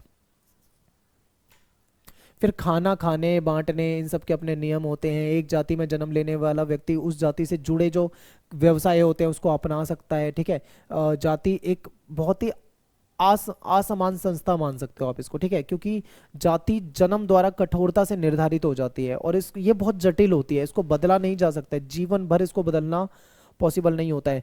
यहाँ पे एक चीज है, चाहे उच्च जाति के लोग उच्च स्तर के लायक हो या ना हो, लेकिन उनको उच्च स्तर मिलता है। एग्जाम्पल, ब्राह्मण जो है ये एक उच्च जाति मानी जाती है, ठीक है। ब्राह्मण जाति जो है वो ऊंची जाति मानी जाती है। लेकिन मान लो ब्राह्मण का बच्चा जो है अगर वो नालायक पैदा हो जाए, मान लो मूर्ख बच्चा पैदा हो जाए, लेकिन फिर भी उसको समाज में जाति वाला स्थान ऊंचा ही मिलेगा। क्यों? क्योंकि वो ब्राह्मण का बेटा है।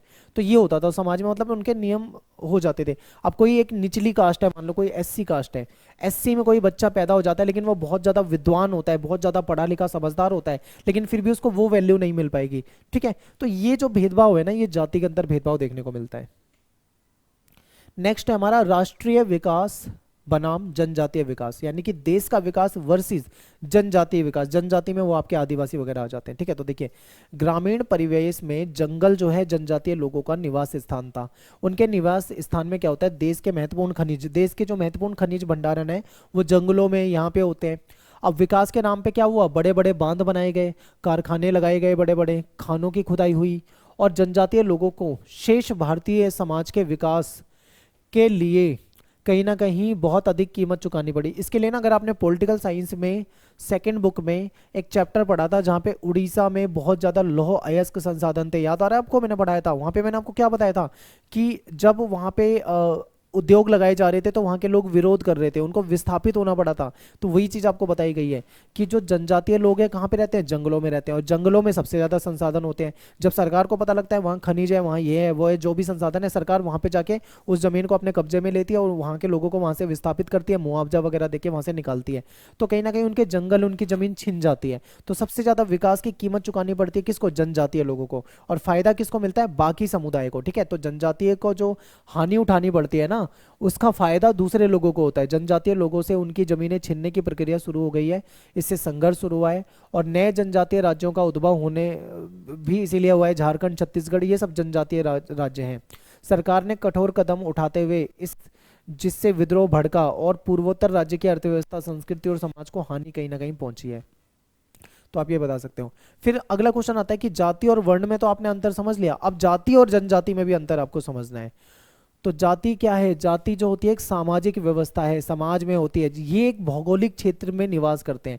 जनजाति जो होती है वो पर्टिकुलर एक क्षेत्र में निवास करते हैं। खासकर आपको जंगलों में या कुछ कुछ राज्यों में जनजाति दिखेगी, हर राज्य में आपको जनजाति नहीं दिखेगी। नॉर्थ ईस्ट में दिखेगी और मध्य भारत में दिखेगी, ज्यादातर जनजाति यहीं रहती है, ठीक है। तो देखो फिर क्या है कि जो जाति व्यवस्था है ना, ये समाज को अलग अलग समूहों में बांटती है, ठीक है, जिन्हें वर्ण और जाति के आधार पे हम वर्गीकृत कर सकते हैं, क्योंकि जाति जो है समाज में लोगों को अलग अलग जातियों में बांट देती है। फिर जाति क्या होती है, मुख्य रूप से हिंदू समाज में प्रचलित है, ज़्यादातर हिंदू समाज में देखने को मिलती है, हालांकि मुस्लिम वगैरह में भी जाति होती है। फिर जन्म से निर्धारित होती है जाति हमारी, और समूहों के बीच में सामाजिक और आर्थिक कार्य जो होते हैं उसी विभाजन में निर्धारित करते हैं। तो जाति तो हमने समझ लिया है। जनजाति जो होती है ना, इसमें क्या होता है, जीवन जो है वो पारंपरिक रीति रिवाजों और संस्कृति पर आधारित होती है, क्योंकि जो जनजातीय लोग होते हैं इनका अपना अलग कल्चर होता है, ठीक है। भौगोलिक व्यवस्था अलग है, इनका कल्चर अलग है। आप जाओगे जंगलों में, आदिवासी आपको दिखेंगे, वो अलग ही तरीके से रहते हैं। इनका जीवन जो है वो प्राकृतिक संसाधनों पर निर्भर होता है, क्योंकि जंगलों में रहते हैं तो जंगल से मिलने वाले जो प्राकृतिक चीजें हैं उस पर इनका लाइफ निर्भर करती है। ये अपना पारंपरिक धर्म, अपनी भाषा और अपनी सांस्कृतिक जो कल्चर होता है, प्रथा होती है, उसके अनुसार संगठित होते हैं। इनका अपना अलग कल्चर है, उसके अनुसार ही अपने जीवन जीते हैं। फिर सामाजिक और आर्थिक भिन्नताएं इनके अंदर कम होती है। आप पूरी दुनिया में कहीं भी जनजाति उठा लो, उनका रहन सहन एक जैसा ही होता है, ठीक है। भिन्नताएं इनमें कम मिलती हैं, और ये पारंपरिक जीवन शैली से जुड़े होते हैं, जो इनका चलता आ रहा है उसी के अकॉर्डिंग ये चलते हैं आगे भी। ये क्वेश्चन 2 बार आ गया है, ठीक है, ये तो हमने कर लिया। आगे चलते हैं। फिर जनजातीय पहचान को प्रभावित करने वाले कारक बताने हैं। तो जनजाति को कैसे पहचानोगे, उनकी भौगोलिक स्थिति से। उनकी भौगोलिक स्थिति, वो पर्टिकुलर किसी प्लेस में रहते हैं। फिर उनकी भाषा भी अलग होती है, उनकी सांस्कृतिक परंपरा, रीति रिवाज बिल्कुल अलग होती है, बिल्कुल अलग। उनकी धार्मिक आस्थाएं, उनकी आर्थिक गतिविधियां, उनके प्राकृतिक संसाधनों की उपलब्धियां, ये सारे कारक जो हैं कहीं ना कहीं जो इनको प्रभावित करते हैं, ठीक है।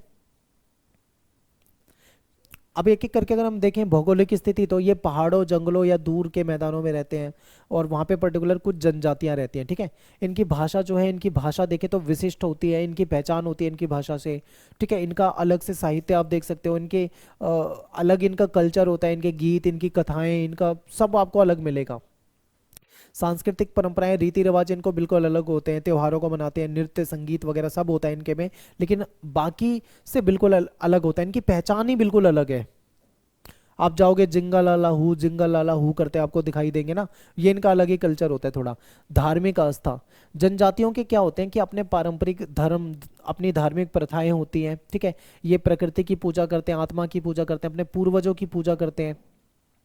आर्थिक गतिविधियां करें देखें तो जंगल से जुड़े हुए लोग हैं तो प्राकृतिक चीज जो प्राइमरी एक्टिविटीज में ज़्यादा होते हैं, जैसे शिकार करना, कृषि करना, मछली पालना, ठीक है, हस्तशिल्प, ये सारी चीज़ों पे ही ये ज़्यादातर निर्भर होते हैं। और प्राकृतिक संसाधनों की उपलब्धता देखें तो जनजातीय जीवन शैली जो है, इसका अस्तित्व जो है वो पूरी की पूरी तरीके से प्राकृतिक संसाधनों पर निर्भर है। इसीलिए जब इनको जंगलों से विस्थापित किया जाता है तो ये बहुत ज़्यादा इसका विरोध करते हैं, ठीक है, क्योंकि ये उसी चीज़ पे जुड़े हुए हैं। फिर नेक्स्ट क्वेश्चन है, संस्कृतिकरण किसे कहते हैं? तो संस्कृतिकरण जो है एक सामाजिक प्रक्रिया होती है समाज में। इसमें क्या होता है, जो निचली या जो पिछड़ी जाति है, ठीक है, या पिछड़े हुए समूह हैं, ये समाज में जो उच्च जाति या उच्च वर्ग की संस्कृति, जो परंपराएं होती हैं, जो रीति रिवाज होते हैं, उसको अपनाने की कोशिश करते हैं, तो इसे संस्कृतिकरण कहा जाता है, ठीक है। अब मान लो एक ऊंची जाति है, एक नीची जाति है, तो जब नीची जाति के लोग ऊंची जाति के कल्चर को फॉलो करने लगे तो ये संस्कृतिकरण एक तरह से कहलाएगा। और ये प्रक्रिया जो है विशेष रूप से भारत के संदर्भ में महत्वपूर्ण है, क्योंकि जहाँ पे जाति व्यवस्था और सामाजिक विभाजन गहरे रूप से दिखता है भारत में, बहुत गहराई से देखें तो। फिर क्या है कि भारत में जनजातियों का वर्गीकरण जो है वो किस प्रकार किया गया है, तो इसको दो कैटेगरी में बांटा गया है। एक होता है स्थायी विशेषक, एक होता है अर्जित विशेषक। स्थायी विशेषक को देखें तो इसमें चार महत्वपूर्ण पॉइंट आ जाते हैं। भाषा के आधार पे हम देख सकते हैं, आकार के आधार पे देख सकते हैं, क्षेत्र के आकार पे देख सकते हैं, क्षेत्र के आधार पे, शारीरिक प्रजातियों के आधार पे देख सकते हैं, ठीक है। भाषा के आधार पे जैसे कि भारतीय आर्य परिवार, इन जो भारतीय आर्य परिवार हो जाते हैं, द्रविड़ परिवार हो गया, ऑस्ट्रिक परिवार हो गया, तिब्बती बर्मी, ये सब क्या है, भाषा परिवार है, भाषा के आधार पे देख लिया।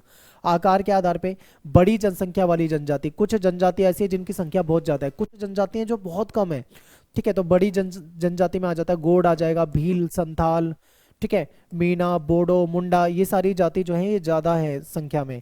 छोटी जनसंख्या वाली जनजाति जो है अंडमान में एक द्वीपवासी है, ऐसा कहा जाता है 100 से भी कम लोग हैं इस जनजाति के। फिर क्षेत्र के आधार पे अगर आप देखोगे 85% जो जनजाति हैं वो मध्य भारत में ही निवास करती हैं, और नॉर्थ ईस्ट के राज्य में जो आपके ये जो असम हो गया, मणिपुर हो गया, मिजोरम, अरुणाचल प्रदेश वगैरह, उधर जो है 15% जनजाति आपको नॉर्थ ईस्ट में देखने को मिलती है, ठीक है। तो ये क्या हो जाएगा, हमारा क्षेत्र के आधार पे हो जाएगा। अर्जित विशेषक को देखें तो दो कैटेगरी में बांटते हैं, एक होता है आजीविका के साधन और दूसरा है हिंदू समाज में उनका समावेश। अब देखो आजीविका के साधन मतलब ये रोजी रोटी कैसे कमाते हैं ये लोग, जो जनजाति वाले लोग होते हैं, ये या तो ये मछली पालन करते हैं, मछुआरे होते हैं, या खाद्य संग्राहक होते हैं, या शिकारी होते हैं, या झूम खेती करते हैं, या कृषि करते हैं, औद्योगिक काम में भी अब ये लगने लगे हैं, तो इनका यही रोजी रोटी होती है। हिंदू समाज में इनका समावेश। अब एक क्वेश्चन है, क्या ये आदिवासी हिंदू होते हैं या आदिवासी हिंदू नहीं होते, ये समझना है आपको। देखो हिंदू समाज के प्रति इनका रुख जो है ना वो एक बड़ी कसौटी है, क्योंकि जनजातियों की अभिवृत्तियों के बीच में काफी अंतर है। कुछ जनजाति ऐसी हैं जो हिंदुत्व की ओर सकारात्मक झुकाव रखती हैं, जो हिंदुत्व को पसंद करती हैं, लेकिन कुछ जनजाति ऐसी हैं जो इसका विरोध भी करती हैं, ठीक है, वो हमारे कल्चर को नहीं भी मानती हैं, कुछ ऐसी भी जनजाति हैं। तो दोनों तरह का इसमें बंटवारा देखने को मिलता है। परिवार के आपको प्रकार बताने, तो देखिए हम में से हर कोई किसी ना किसी परिवार से होता है, आपका भी कोई ना कोई परिवार होगा, आप अपने परिवार से एक लगाव महसूस करते हो। विभाजन का आधार देखें, किस आधार पे परिवार को बांटा जाता है, संरचना के आधार पे, ठीक है, जैसे कि न्यूक्लियर फैमिली हो गई, जॉइंट फैमिली हो गई, जो भी हमने देखा था। निवास के आधार पे कौन कहाँ पे रहता है, शहरों में रहता है, गाँव में रहता है, कस्बे में रहता है। वंश के आधार पे, सत्ता के आधार पे, तो इस तरीके से, ठीक है। तो अब देखो संरचना के आधार पे हम देखें मूल परिवार, संयुक्त परिवार, ठीक है, आप जॉइंट फैमिली, न्यूक्लियर फैमिली के रूप में भी देख सकते हो। निवास के आधार पे देखें कि कोई अपने जो पितृ स्थान होता है वहां पे रहता है या मातृ स्थानीय परिवार में रहता है।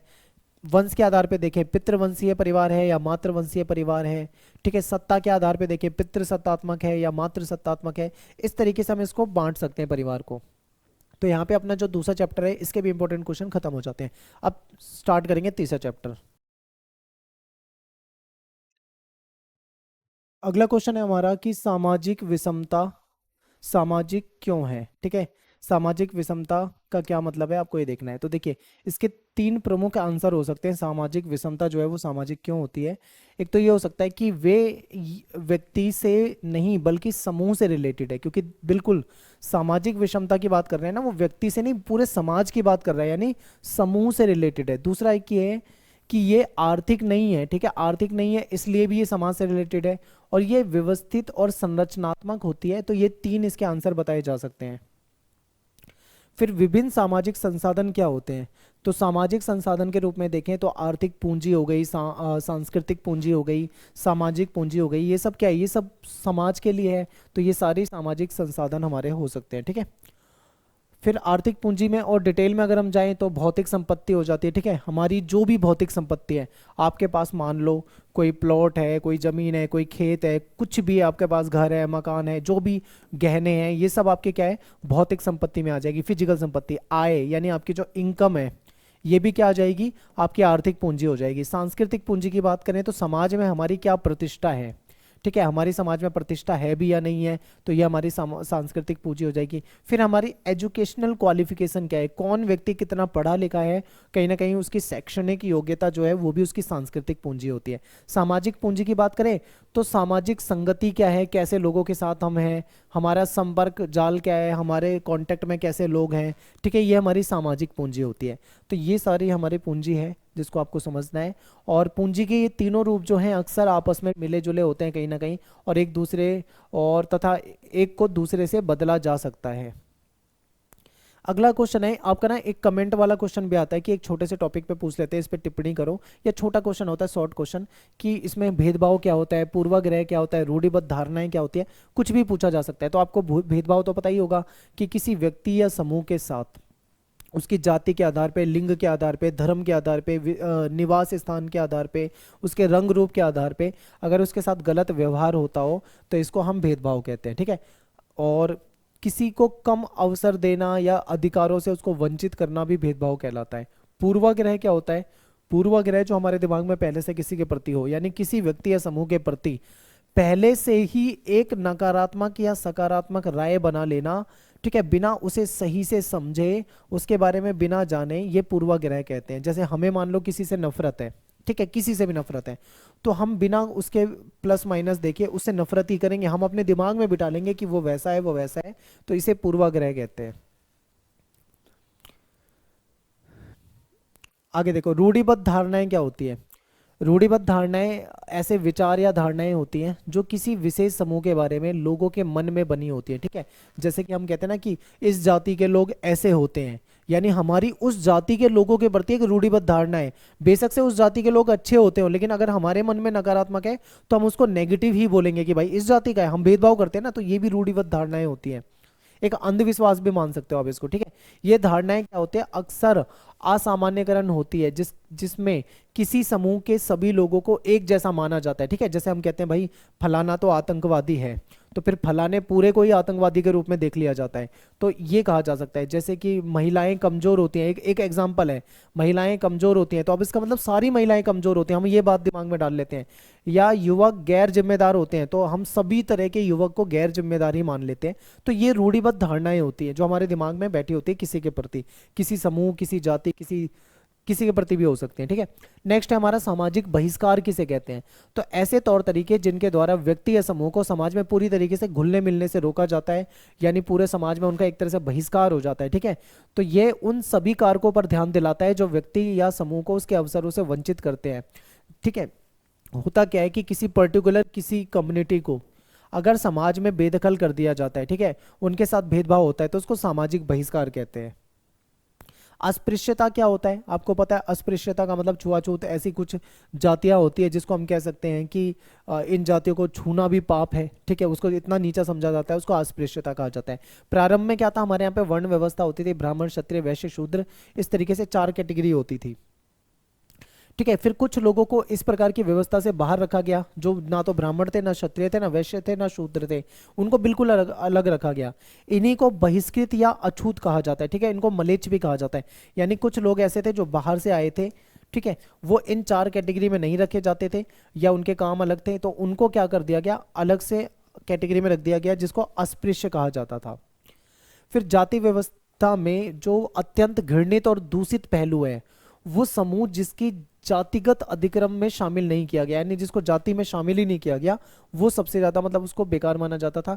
इनके साथ बहुत अन्याय होता था, ठीक है। और जाति व्यवस्था में कर्मकांडीय दृष्टिकोण के आधार पे भी कुछ जातियों को पवित्र और अपवित्र की कैटेगरी में बांटा जाता था, यानी कुछ जातियों को पवित्र माना जाता था, कुछ जाति को अपवित्र माना जाता था। जिनको अपवित्र माना जाता था उनको छूते भी नहीं थे, ठीक है। यही अस्पृश्यता हो जाती है, जिसके कारण इनको अछूत कहा जाने लगा। इनके साथ बहुत, अगर कोई छू ले तो भाई इसको मतलब कठोर दंड भुगतना पड़ता था। तो ये सब होता था। तो एक तरह से आप कह सकते हो कि ये एक बहुत बुरी प्रथा थी, ठीक है। अब देखो, उच्च जाति का जो व्यक्ति छुआ गया, मान लो छू गया उसे, तो उसे फिर से शुद्ध होने के लिए कई शुद्धिकरण की क्रियाएं करनी पड़ती थी। तो आप सोचो किस लेवल का भेदभाव होता था और किस तरीके की चीजें होती थी। अगला है कि जाति और आर्थिक असमानता के बीच में क्या संबंध है। तो ऊंची जाति को अधिक सामाजिक और आर्थिक लाभ मिले हुए हैं, उनको समाज में अधिक प्रतिष्ठा मिली हुई है, ये बताने की जरूरत नहीं, आप जानते हैं। नीची जाति को समाज में निम्न स्तर के काम मिलते हैं और उनके आय जो वाले काम होते हैं वो भी सीमित रखा जाता है। जो निम्न जाति होती है उसको कुछ निचले काम तक ही सीमित रखा गया है। तो ये आप यहाँ पे बता सकते हो। फिर क्या होता है कि जाति के आधार पर लोगों को शिक्षा, नौकरी और संसाधनों तक समान अवसर नहीं मिलते थे, ठीक है। संविधान तो इसकी इजाजत नहीं देता, लेकिन पहले की बात करें तो ऐसा ही होता था, भेदभाव बहुत होता था। ऊंची जाति को अच्छी शिक्षा मिलती थी, अच्छा रोजगार के अवसर मिलते थे, लेकिन नीची जाति को वो अवसर नहीं मिल पाते थे। भूमि और संपत्ति भी देखें तो ऊंची जातियों के पास ही रहती थी, उनके पास ज्यादा पैसा संपत्ति सब होता था। लेकिन जो नीची जाति होती थी उनके साथ जातिगत भेदभाव होते थे, उनको ऊंची नौकरियों में भी नहीं जा पाते थे वो, ठीक है। उनके काम भी ज्यादा अच्छे काम नहीं होते थे। नेक्स्ट है दलित किसे कहते हैं। तो दलित का अर्थ होता है पैरों से कुचला हुआ, ठीक है, दबा हुआ।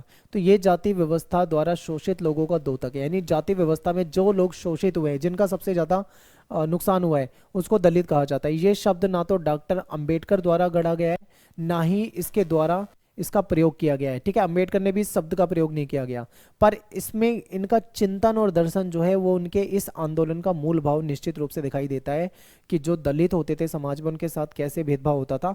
वो सारी चीजें जो है दलित के अंतर्गत रखा जाता है, ठीक है। दलितों पे पूरा का पूरा लिटरेचर लिखा गया है, साहित्य लिखा गया है, जिसको दलित साहित्य कहा जाता है। खासकर उसमें यह बताया गया कि दलितों के साथ किस प्रकार के भेदभाव होते थे। अगला है कि राज्य के द्वारा अनुसूचित जाति जनजाति के प्रति भेदभाव मिटाने के लिए क्या कदम अपनाए गए। राज्य का मतलब सरकार, सरकार का मतलब संविधान से रिलेटेड हो गया, ठीक है। तो क्या कदम उठाए गए भाई एससी एसटी के लिए। तो एससी और एसटी के लिए राज्य और केंद्र की जो विधानमंडल है, जो विधानसभा होती है, उसमें आरक्षण दिया गया। सरकारी नौकरी में भी हमारा संविधान इनको आरक्षण देता है, एससी एसटी ओबीसी वगैरह को। फिर अस्पृश्यता, ये छुआछूत जो है, इसको अपराध घोषित किया गया, अगर कोई करता है तो उसको सजा होगी। 1850 का जो जातीय नियोग्यता निवारण अधिनियम था, ठीक है, और अनुसूचित जाति जनजाति अस्पृश्यता उन्मूलन कानून भी लाया गया, यानी कि छुआछूत की पूरी तरीके से क्या करनी है, समाप्ति करनी है। और उच्च शैक्षिक संस्थानों के 93वें संशोधन में के अंतर्गत अन्य पिछड़े वर्ग को भी आरक्षण दिया गया, ठीक है। तो यहाँ पे और आर्टिकल 17 ये महत्वपूर्ण है, इसमें अस्पृश्यता का अंत कर दिया गया और अगर कोई छुआछूत करता है तो उसको सजा मिलेगी। तो ये सारे राज्य के द्वारा किए गए कदम, उठाए गए कदम है, जो जाति और अनुसूचित जनजाति के लिए किए गए हैं, ठीक है।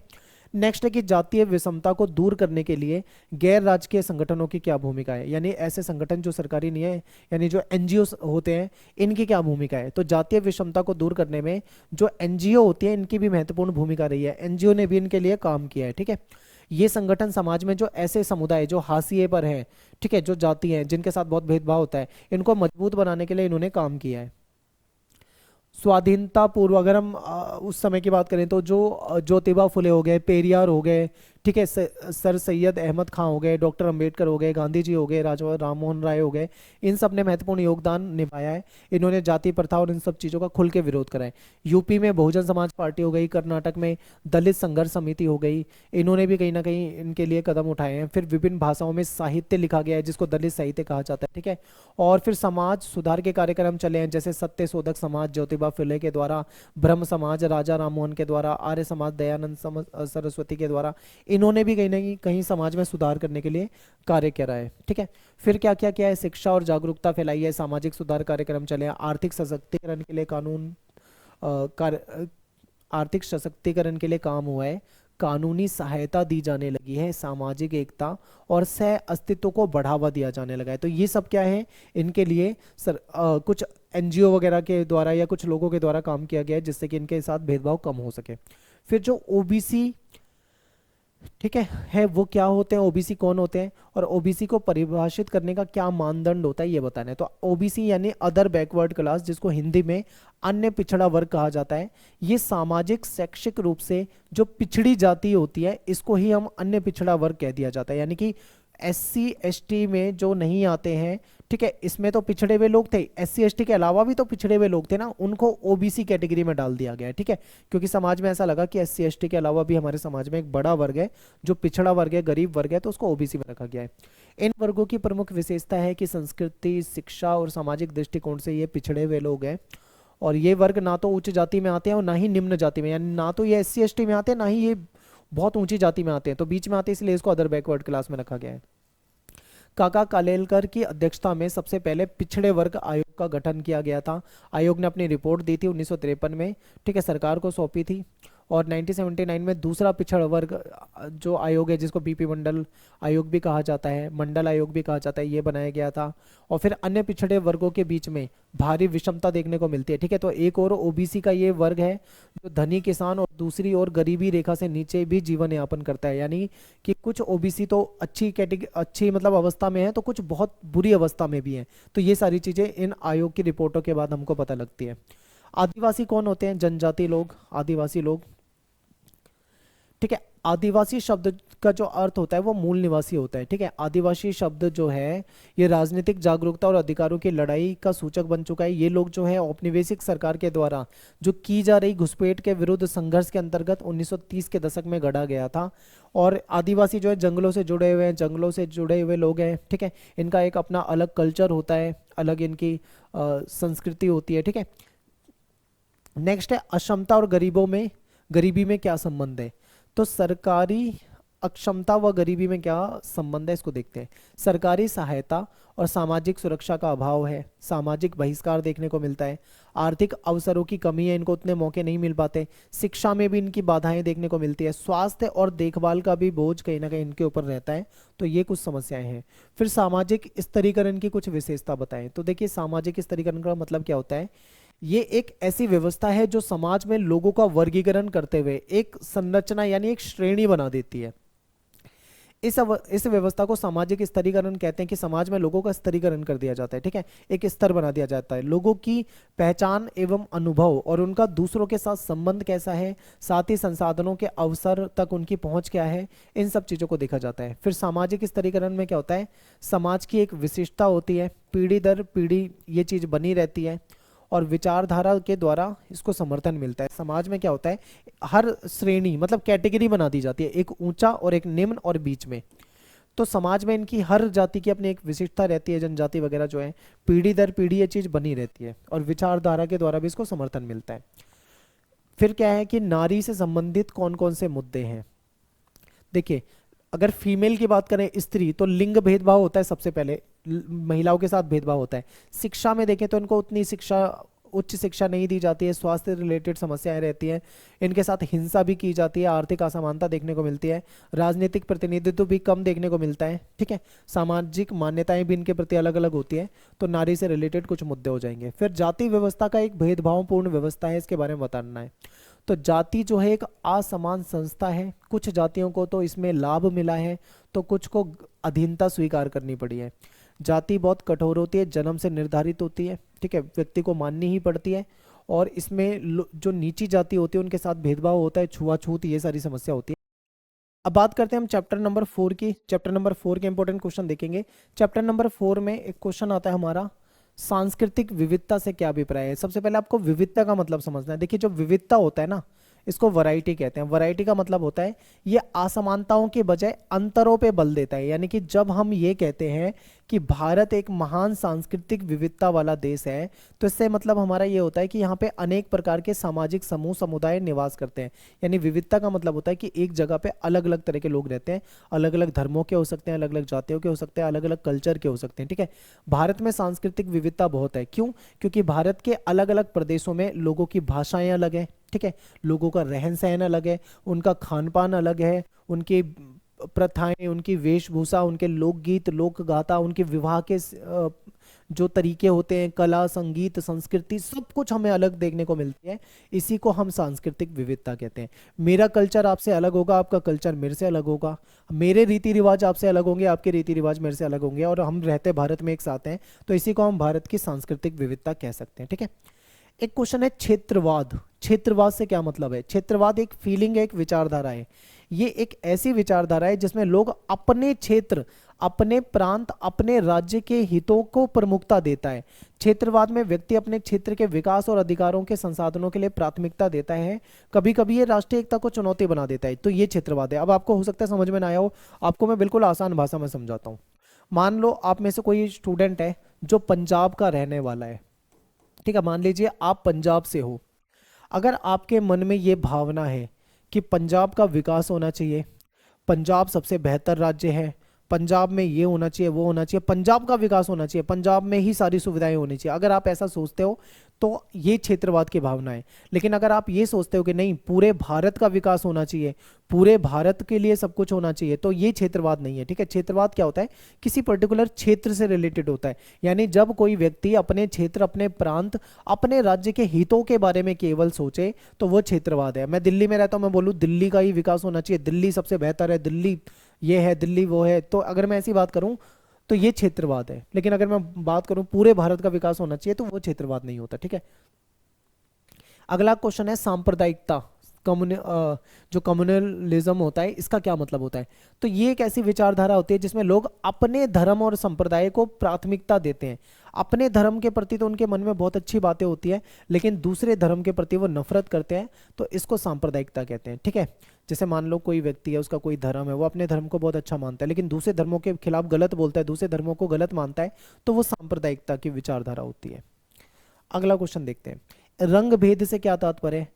तो रंग भेद देखो एक ऐसी सामाजिक व्यवस्था है जिसमें लोगों को उनकी त्वचा या उनके रंग के आधार पे, ठीक है, नस्ल के आधार पे उनके साथ भेदभाव किया जाता है, ठीक है। तो ये क्या हो जाता है? ये रंग भेद हो जाता है। ऐसा आपने देखा होगा, जो दक्षिण अफ्रीका है, साउथ अफ्रीका है, जहाँ पे काले लोग रहते थे, तो वहाँ पे अंग्रेजों का जो शासन था वो काले लोगों के साथ बहुत गलत भेदभाव करते थे। तो वहाँ पे श्वेत लोग और अश्वेत लोगों के बीच में जो भेदभाव होता था, ये रंग भेद कहलाता था, ठीक है। तो रंग भेद क्या होता है? त्वचा के आधार पर, रंग रूप के आधार पर किसी के साथ भेदभाव करना। अगला क्वेश्चन है, अल्पसंख्यक वर्ग क्या होता है और अल्पसंख्यक वर्गों को राज्य के संरक्षण की जरूरत क्या होती है? अल्पसंख्यक वर्ग, देखो समाज में मेनली दो वर्ग होते हैं, एक होता है बहुसंख्यक, एक होता है अल्पसंख्यक। बहुसंख्यक वो होता है जिसकी संख्या ज्यादा होती है, अल्पसंख्यक वो होता है जो समाज में कम संख्या में होता है, ठीक है। इनके साथ अक्सर क्या होता है? सामाजिक, आर्थिक, राजनीतिक क्षेत्र में ये कमजोर होते हैं, ठीक है, अल्पसंख्यक। इनको संरक्षण की जरूरत क्यों होती है? ताकि इनको समाज में समानता मिल सके, ठीक है, अपनी संस्कृति, अपनी पहचान की ये लोग रक्षा कर सके, अपना आर्थिक और सामाजिक विकास कर सकें, सामाजिक समरसता हो सके, एकता बनाए रखने के लिए भाई इनको कहीं ना कहीं संरक्षण की जरूरत होती है। फिर बहुसंख्यक के दबाव से अपने आप को बचा सके, इसलिए इनको जरूरत होती है, ठीक है। अगला क्वेश्चन है कि सत्तावादी राज्य से क्या अभिप्राय है? सत्तावादी राज्य का क्या मतलब होता है? राज्य का मतलब सरकार, सत्तावादी सरकार का क्या मतलब है? यहाँ पे देखो, आपने सुना है ना, हमारे देश में लोकतंत्र है, लोकतांत्रिक सरकार है। तो सत्तावादी जो सरकार होती है वो ऐसी सरकार होती है जो जनता के प्रति काम ना करे, भेदभाव करे और तानाशाही चलाए। समझिए, सत्तावादी जो सरकार होती है वो लोकतंत्र के बिल्कुल अपोजिट होती है। इसमें लोगों की आवाज को नहीं सुनते ये लोग। जिनके पास शक्ति होती है, जो सत्ता में होते हैं, वो किसी के प्रति जिम्मेदार नहीं होते। आपने पढ़ा था ना, सोवियत संघ में जो कम्युनिस्ट पार्टी थी वो सत्तावादी हो गई थी, तानाशाही पे उतर आई थी। ऐसा ही होता है इसमें।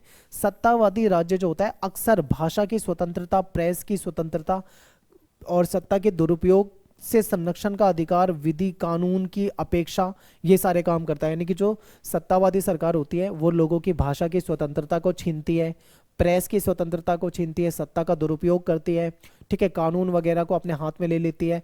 तो ऐसी सरकार को हम क्या बोलते हैं? सत्तावादी सरकार या सत्तावादी राज्य। तो यहाँ पे अपनी बुक वन जो थी, बुक वन के चारों चैप्टर के मोस्ट इंपोर्टेंट क्वेश्चन करा दिए हैं। अब हम आ चुके हैं बुक टू में, और जो बुक टू है इसमें टोटल आपके 5 चैप्टर हैं, और 5 चैप्टर में से देख लो 5-5 नंबर के पहले दूसरे चैप्टर और 10-10 नंबर के ये चैप्टर हैं। अब इसमें हम शुरू करते हैं अगला चैप्टर। तो पहला चैप्टर शुरू करेंगे बुक टू का, ठीक है। अभी हमने बुक वन के करे हैं। क्वेश्चन है कि अंग्रेजी भाषा ने हमारे समाज पर क्या प्रभाव डाला है। देखिए, अंग्रेजी भाषा के बहुआयामी प्रभाव पड़े हैं, कोई एक प्रभाव तो है नहीं। बहुआयामी का मतलब है बहुत सारे प्रभाव पड़े हैं। भारतीयों ने अंग्रेजियों के कई उत्कृष्ट रचनाएं की है, ठीक है। भारतीयों पे भी देखें तो जो भारतीय हैं उन्होंने अंग्रेजी में काफ़ी अच्छा लिखा है, और अंग्रेजी के ज्ञान के कारण ही भारत को अंतर्राष्ट्रीय लेवल पे देखें तो एक विशेष स्थान भी प्राप्त हुआ है। अंग्रेजी भाषा का जो ज्ञान है वो बहुत सारे जो वंचित समूह के लोग हैं उनके लिए भी फायदेमंद साबित हुआ है। अंग्रेजी भाषा भी विशेष अधिकारों की द्योतक है, क्योंकि आज के समय में अगर हम देखें तो ऐसा माना जाता है जिसको अंग्रेजी का ज्ञान नहीं है उसको रोजगार के क्षेत्र में परेशानियों का सामना करना पड़ता है, बहुत सारी समस्याओं का सामना करना पड़ता है। पुरानी शिक्षा व्यवस्था में जो दलित थे तो दलितों को शिक्षा से वंचित रहना पड़ा था, ठीक है। और अंग्रेजी के ज्ञान से ही कहीं ना कहीं जो दलित हैं उनके लिए अलग अलग प्रकार के अवसर खुले हैं, ठीक है, क्योंकि अंग्रेजी जो है एक इंटरनेशनल लैंग्वेज के रूप में यूज़ की जाती है। तो जो इसको सीख जाता है उसके लिए स्कोप जो होता है वो काफ़ी ज़्यादा होता है। तो ये इंपॉर्टेंट है, याद रखना है। उपनिवेशवाद क्या है? तो उपनिवेशवाद में क्या होता था, एक ताकतवर देश, जैसे कि एग्जाम्पल में रख लेते हैं ब्रिटेन, ठीक है, दूसरे कमजोर देश पे जैसे कि भारत, उस पे जब अपना शासन स्थापित कर ले तो इसको उपनिवेश कहा जाता है। यानी कि एक देश के द्वारा दूसरे देश पर शासन करना ही उपनिवेशवाद कहलाता है। आधुनिक काल में जो ब्रिटिश उपनिवेशवाद है इसका सबसे ज़्यादा प्रभाव रहा है, क्योंकि देखो यूरोप के जो देश थे, यूरोपियन जो कंट्रीज थी, उन्होंने केवल भारत को नहीं, भारत हो गए, एशिया के बहुत सारे देश हो गए, अफ्रीका के बहुत सारे देश हो गए, यहाँ तक कि अमेरिका ऑस्ट्रेलिया के भी बहुत सारे देशों को अपना गुलाम बना रखा था। फ्रांस, ब्रिटेन, पुर्तगाल, स्पेन, ठीक है, हॉलैंड, पोलैंड जैसे देश, इन्होंने कई देशों को अपना गुलाम बना रखा था, उपनिवेश बना रखा था। फिर जो पाश्चात्य शिक्षा प्रणाली है उसका भारत में क्या प्रभाव पड़ा? ये जो पाश्चात्य यानी जो पश्चिमी शिक्षा प्रणाली है, अंग्रेज आए तो उन्होंने भारत का एजुकेशनल सिस्टम बदला, अंग्रेजी शिक्षा को लागू किया, उसका क्या प्रभाव पड़ा? तो देखिए, इससे आधुनिक शिक्षा का विकास हुआ, प्रशासनिक और न्यायिक प्रणाली का भी विकास हुआ, सामाजिक सुधार आंदोलन भी देखने को मिलते हैं।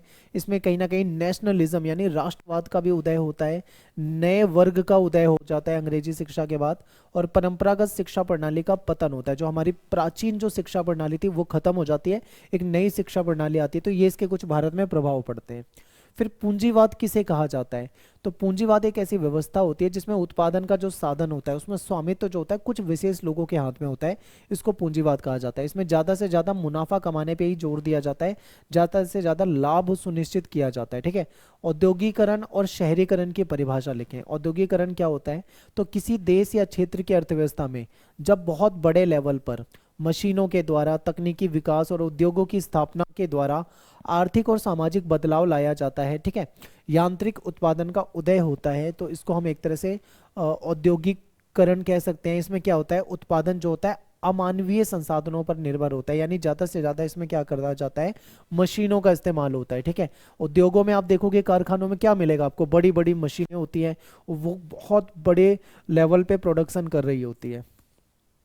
तो दूसरी तरफ है शहरीकरण, ठीक है। शहरीकरण एक ऐसी प्रोसेस होती है, एक ऐसी प्रक्रिया होती है जिसमें ग्रामीण क्षेत्र से लोग शहरों की तरफ पलायन करने लगते हैं, ठीक है, ग्रामीण क्षेत्रों को छोड़ के शहरों की तरफ जाते हैं, ठीक है। यानी कि ब्रिटेन में तो उत्पादन और निर्माण ज्यादा हो रहा है लेकिन भारत में गिरावट आई। और एक और चीज हुई है कि हुआ क्या था कि अंग्रेज भारत से कच्चा माल ले जाते थे, ठीक है, और अपने ब्रिटेन में उसको चीज़ों में बनाते थे, प्रोडक्ट में बदल देते थे और भारत जैसे देशों में बेचते थे। और इन्होंने क्या करा, अपने लाभ कमाने के चक्कर में जो हमारे देसी उद्योग जो थे उनका तो पूरी तरीके से इन्होंने खत्म ही कर दिया, ठीक है। तो देखिए, यानी ब्रिटेन में उत्पादन और निर्माण बढ़ा, भारत में जो था कम हो गया। फिर पुराने नगरीय केंद्र जो हमारे होते थे हमारे यहाँ पे, उसका पतन होने लगा। रेशम और कपास का उत्पादन और निर्यात जो था वो कम होता चला गया धीरे धीरे। और भारत के जो प्राचीन नगर थे, सूरत हो गया, मछलीपट्टनम हो गया, ये बहुत कमजोर होते चले गए थे। ठीक है, कुछ आधुनिक नगरों का इन्होंने विकास जरूर किया, और जो हमारे कारीगर थे, जो हमारे यहाँ पे जो हथकरघा उद्योग वगैरह होता था, उसका भी धीरे धीरे क्या हो गया, पतन हो गया। तो ये कुछ परिणाम हुए थे जो आपको समझने हैं। अगला क्वेश्चन है कि आजादी के बाद भारत में औद्योगिकरण किस प्रकार हुआ।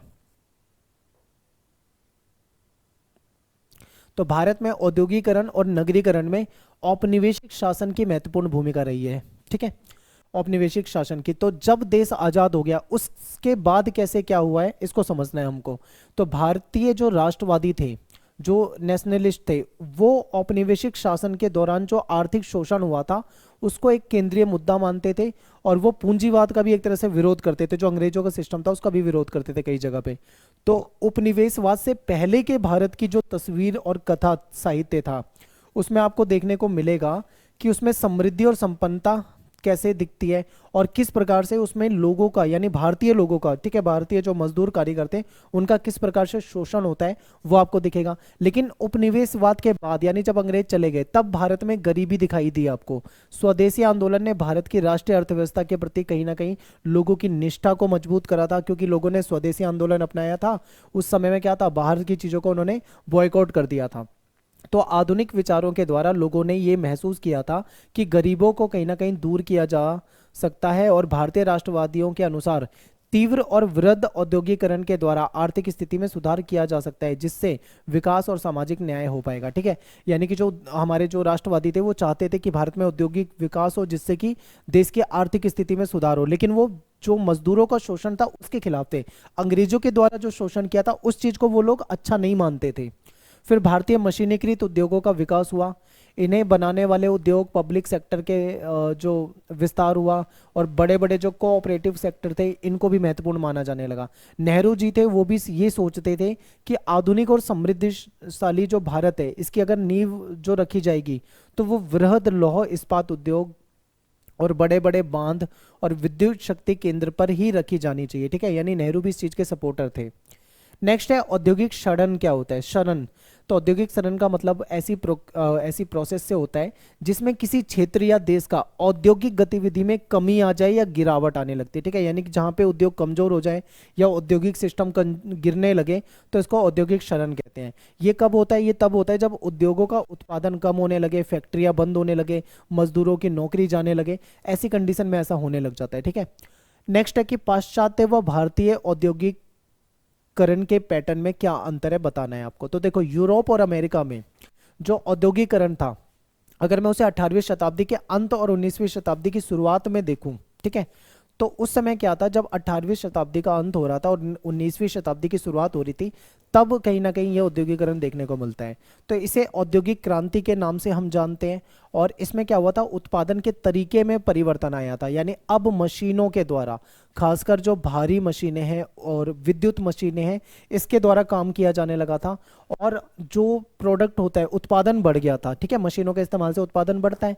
फिर भारत में क्या होता है, औद्योगिकरण ब्रिटिश और औपनिवेशिक काल के दौरान 19वीं शताब्दी के उत्तरार्ध में शुरू हुआ था भारत में, लेकिन ये पश्चिमी देशों के औद्योगिकरण की तुलना में बहुत धीमे था। पश्चिमी देश तो बहुत आगे निकल चुके थे, भारत में तो काफी बाद में शुरू हुआ और काफी धीमी गति से शुरू हुआ। पश्चिमी देशों का औद्योगिकरण जो है मुख्य रूप से पूंजीवाद के आधार पर हुआ था। इसमें निजी उद्योग और बाजार की ताकतों का वर्चस्व होता था।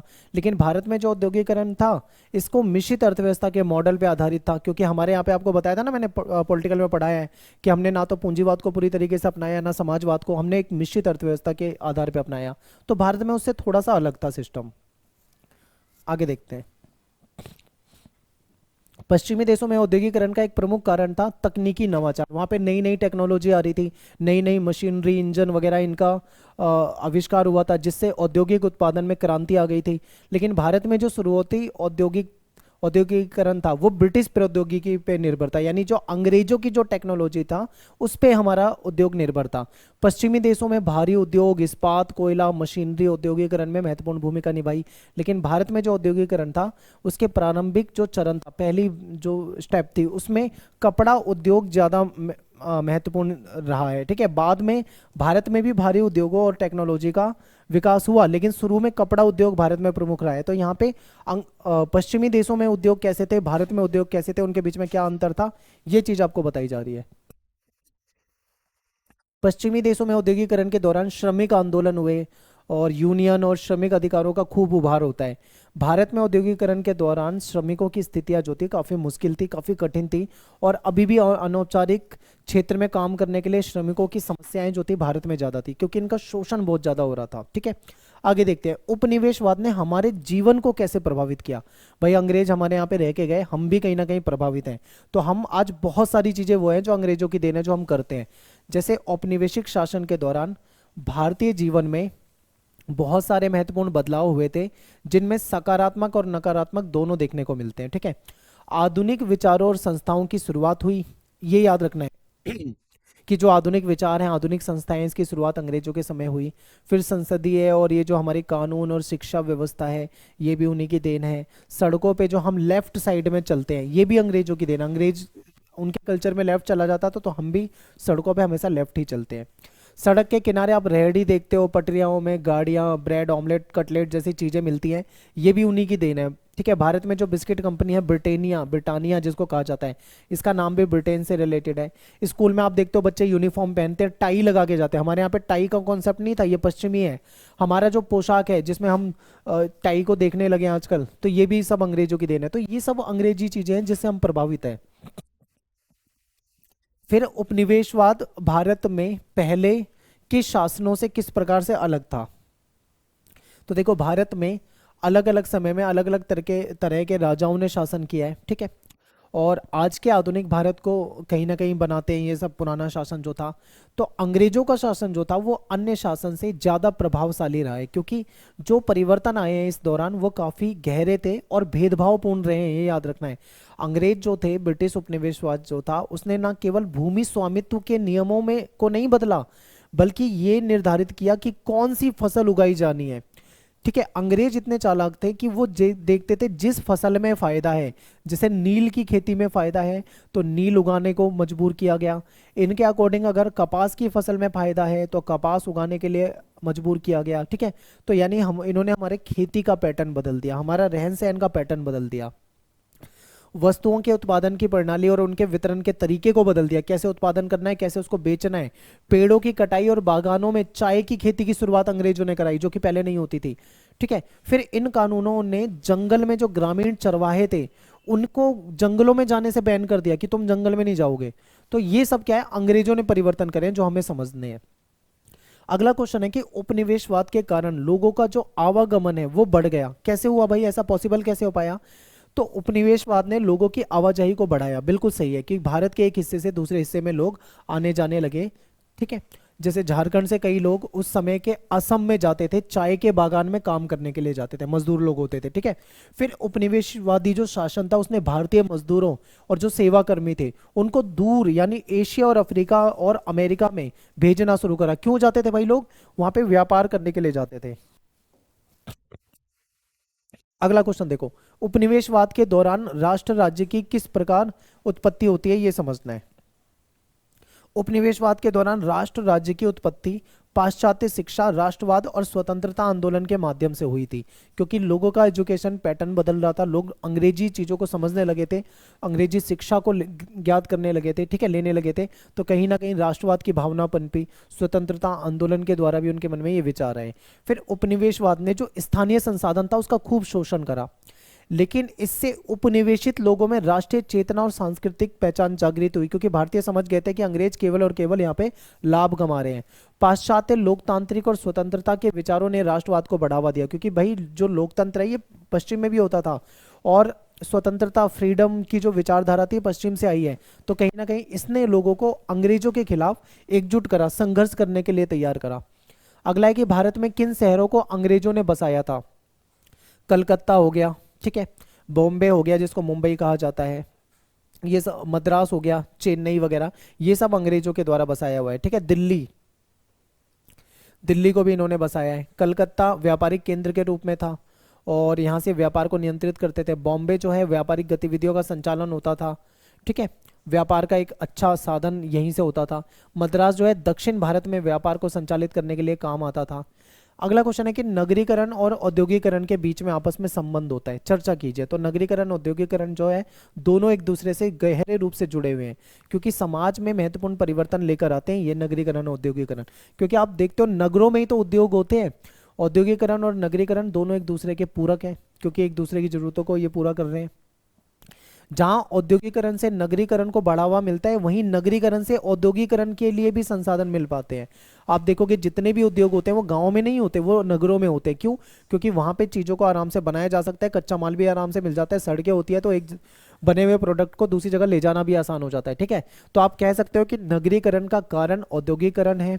नगरीकरण से औद्योगिकरण को बढ़ावा मिलता है, आर्थिक विकास होता है, पर्यावरणीय और सामाजिक प्रभाव भी पड़ता है, और आधुनिक जीवन शैली और सेवाएं जो हैं ये सब यहाँ पे उपलब्ध हो जाती हैं। नेक्स्ट क्वेश्चन है कि स्वतंत्र भारत में MSA राव के अनुसार भारतीय गांवों पे नगरों के प्रभाव की चर्चा करनी है, कि भारत के गांवों पे नगरों का क्या प्रभाव पड़ा। तो देखिए, राव ने लिखा है कि भारत के कई गांवों में तेजी से नगरीय प्रभाव बढ़ रहे थे। नगरीय प्रकृति का प्रभाव गांव का शहर से कैसा संबंध हो, इस बात पर निर्भर करता था। ठीक है, इन्होंने 3 प्रकार के अलग अलग प्रकार के नगरीय प्रभावों की व्याख्या करी है। ठीक है, कैसे करिए? पहला देखो क्या कहते हैं, ये कहते हैं पहले नंबर पे ये बताते हैं कि ऐसे गांव आते हैं जहां पे अच्छी खासी संख्या में लोग दूर दराज के शहरों में रोजगार के लिए चले जाते हैं। मान लो कोई गांव है, वहां से खूब सारे लोग शहरों में जाते हैं, तो वो शहरों के कल्चर को देखते होंगे, शहरों को समझते होंगे। जब वो गांव में वापस आते होंगे तो शहरों के बारे में बताते होंगे। ठीक है, तो लोगों को शहरों के बारे में जानकारी रहती होगी, क्योंकि वो जिन शहरों में रहते हैं, ठीक है, तो वहां के बारे में इनको जानकारी मिलती होगी। तो उनके परिवार के सदस्य जो है वो गांव में ही रहते हैं, और वो शहरों से पैसा कमा के गांव में भेजते हैं, तो गांव शहरों के बारे में बताते भी होंगे। फिर बात है दूसरा पॉइंट, कि ऐसे गांव जो औद्योगिक शहरों के पास में है, यानी औद्योगिक शहर है उसके पास में बसा हुआ जो गांव है, तो यहाँ पे जैसे एग्जांपल है, जब औद्योगिक शहर उभरता है तो उसके आसपास के कुछ गांव जो है होते हैं उनकी पूरी जमीन उसी का हिस्सा बन जाती है। तो ऐसे शहरों में प्रवासी जो है, कामगार जो है वो काम करने के लिए आते हैं, जिससे गांव में मकानों की मांग बढ़ जाती है और बाजार का विस्तार होने लग जाता है, तो इससे फर्क पड़ता है। ठीक है, फिर स्थानीय निवासियों का प्रवासियों के बीच में कहीं ना कहीं संबंध बनते हैं, संतुलित होते हैं, वो एक दूसरे की संपन्नता को देखते हैं। फिर आता है तीसरा नंबर, इसमें महानगरों का उद्भव और विकास होता है। ठीक है, जिसमें क्या होता है, निकटवर्ती जो गांव हैं वो पूरी तरीके से प्रभावित होते हैं। नगरों के विस्तार में क्या होता है, कुछ जो आसपास के सीमावर्ती गांव होते हैं वो पूरी तरीके से, नगर जब बढ़ते हैं उसमें सम्मिलित हो जाते हैं। जैसे मान लो कोई नगर है, यहाँ पे 2-3 गांव हैं, नगर जब बढ़ेगा तो वो गाँव को भी अपने में सम्मिलित कर लेगा, यानी अब गाँव गाँव नहीं रहेगा, वो भी नगर जैसा हो जाएगा। ये बातें बता रखी है। तो इस तरीके से जो गाँव होते हैं ना वो नगरों से प्रभावित होते हैं। ठीक है, तो ये तो था हमारा पहला चैप्टर। अब बात करेंगे दूसरे चैप्टर की, यानी कि दूसरे बुक का दूसरा चैप्टर नंबर 2 के इंपॉर्टेंट क्वेश्चन देखते हैं। देखिए, मैं बहुत जल्दी जल्दी करा रहा हूँ क्योंकि पेपर है, टाइम नहीं है ज़्यादा, इसलिए मैं बहुत डीप एक्सप्लेन नहीं कर रहा हूँ, पर आपको समझ में आ जाएगा। ठीक है, चलिए देखते हैं। पहला क्वेश्चन है हमारे सामने कि 19वीं सदी में समाज सुधारक जो थे उन्होंने बहुत से सामाजिक विषय को उठाया था, वो आपको बताना है। तो आपको पता है कि हमारे समाज में बहुत सारी ऐसी कुप्रथाएं थी जिसकी वजह से लोगों के साथ काफ़ी गलत होता था। ठीक है, तो उनके लिए लोगों ने आवाज़ उठाई। आप देखोगे समाज में बहुत सारी कुरीतियाँ थी। क्या क्या कुरीतियाँ थी? सती प्रथा थी, जो कि बहुत गलत प्रथा देखी जाती है। ठीक है, सती प्रथा थी, बाल विवाह हो गया, विधवा पुनर्विवाह निषेध था, यानी इसको नहीं माना जाता था, और जाति भेद था, जातिगत भेदभाव के अंतर्गत छुआछूत, ये सारी समस्या थी। तो ये सब सामाजिक भेदभाव थे हमारे समाज में। ठीक है, इसके खिलाफ संघर्ष किया गया और बहुत सारे समाज सुधारक थे जिन्होंने इसके लिए आंदोलन शुरू करे। ठीक है, उसमें से हमें कुछ के नाम याद रखने हैं।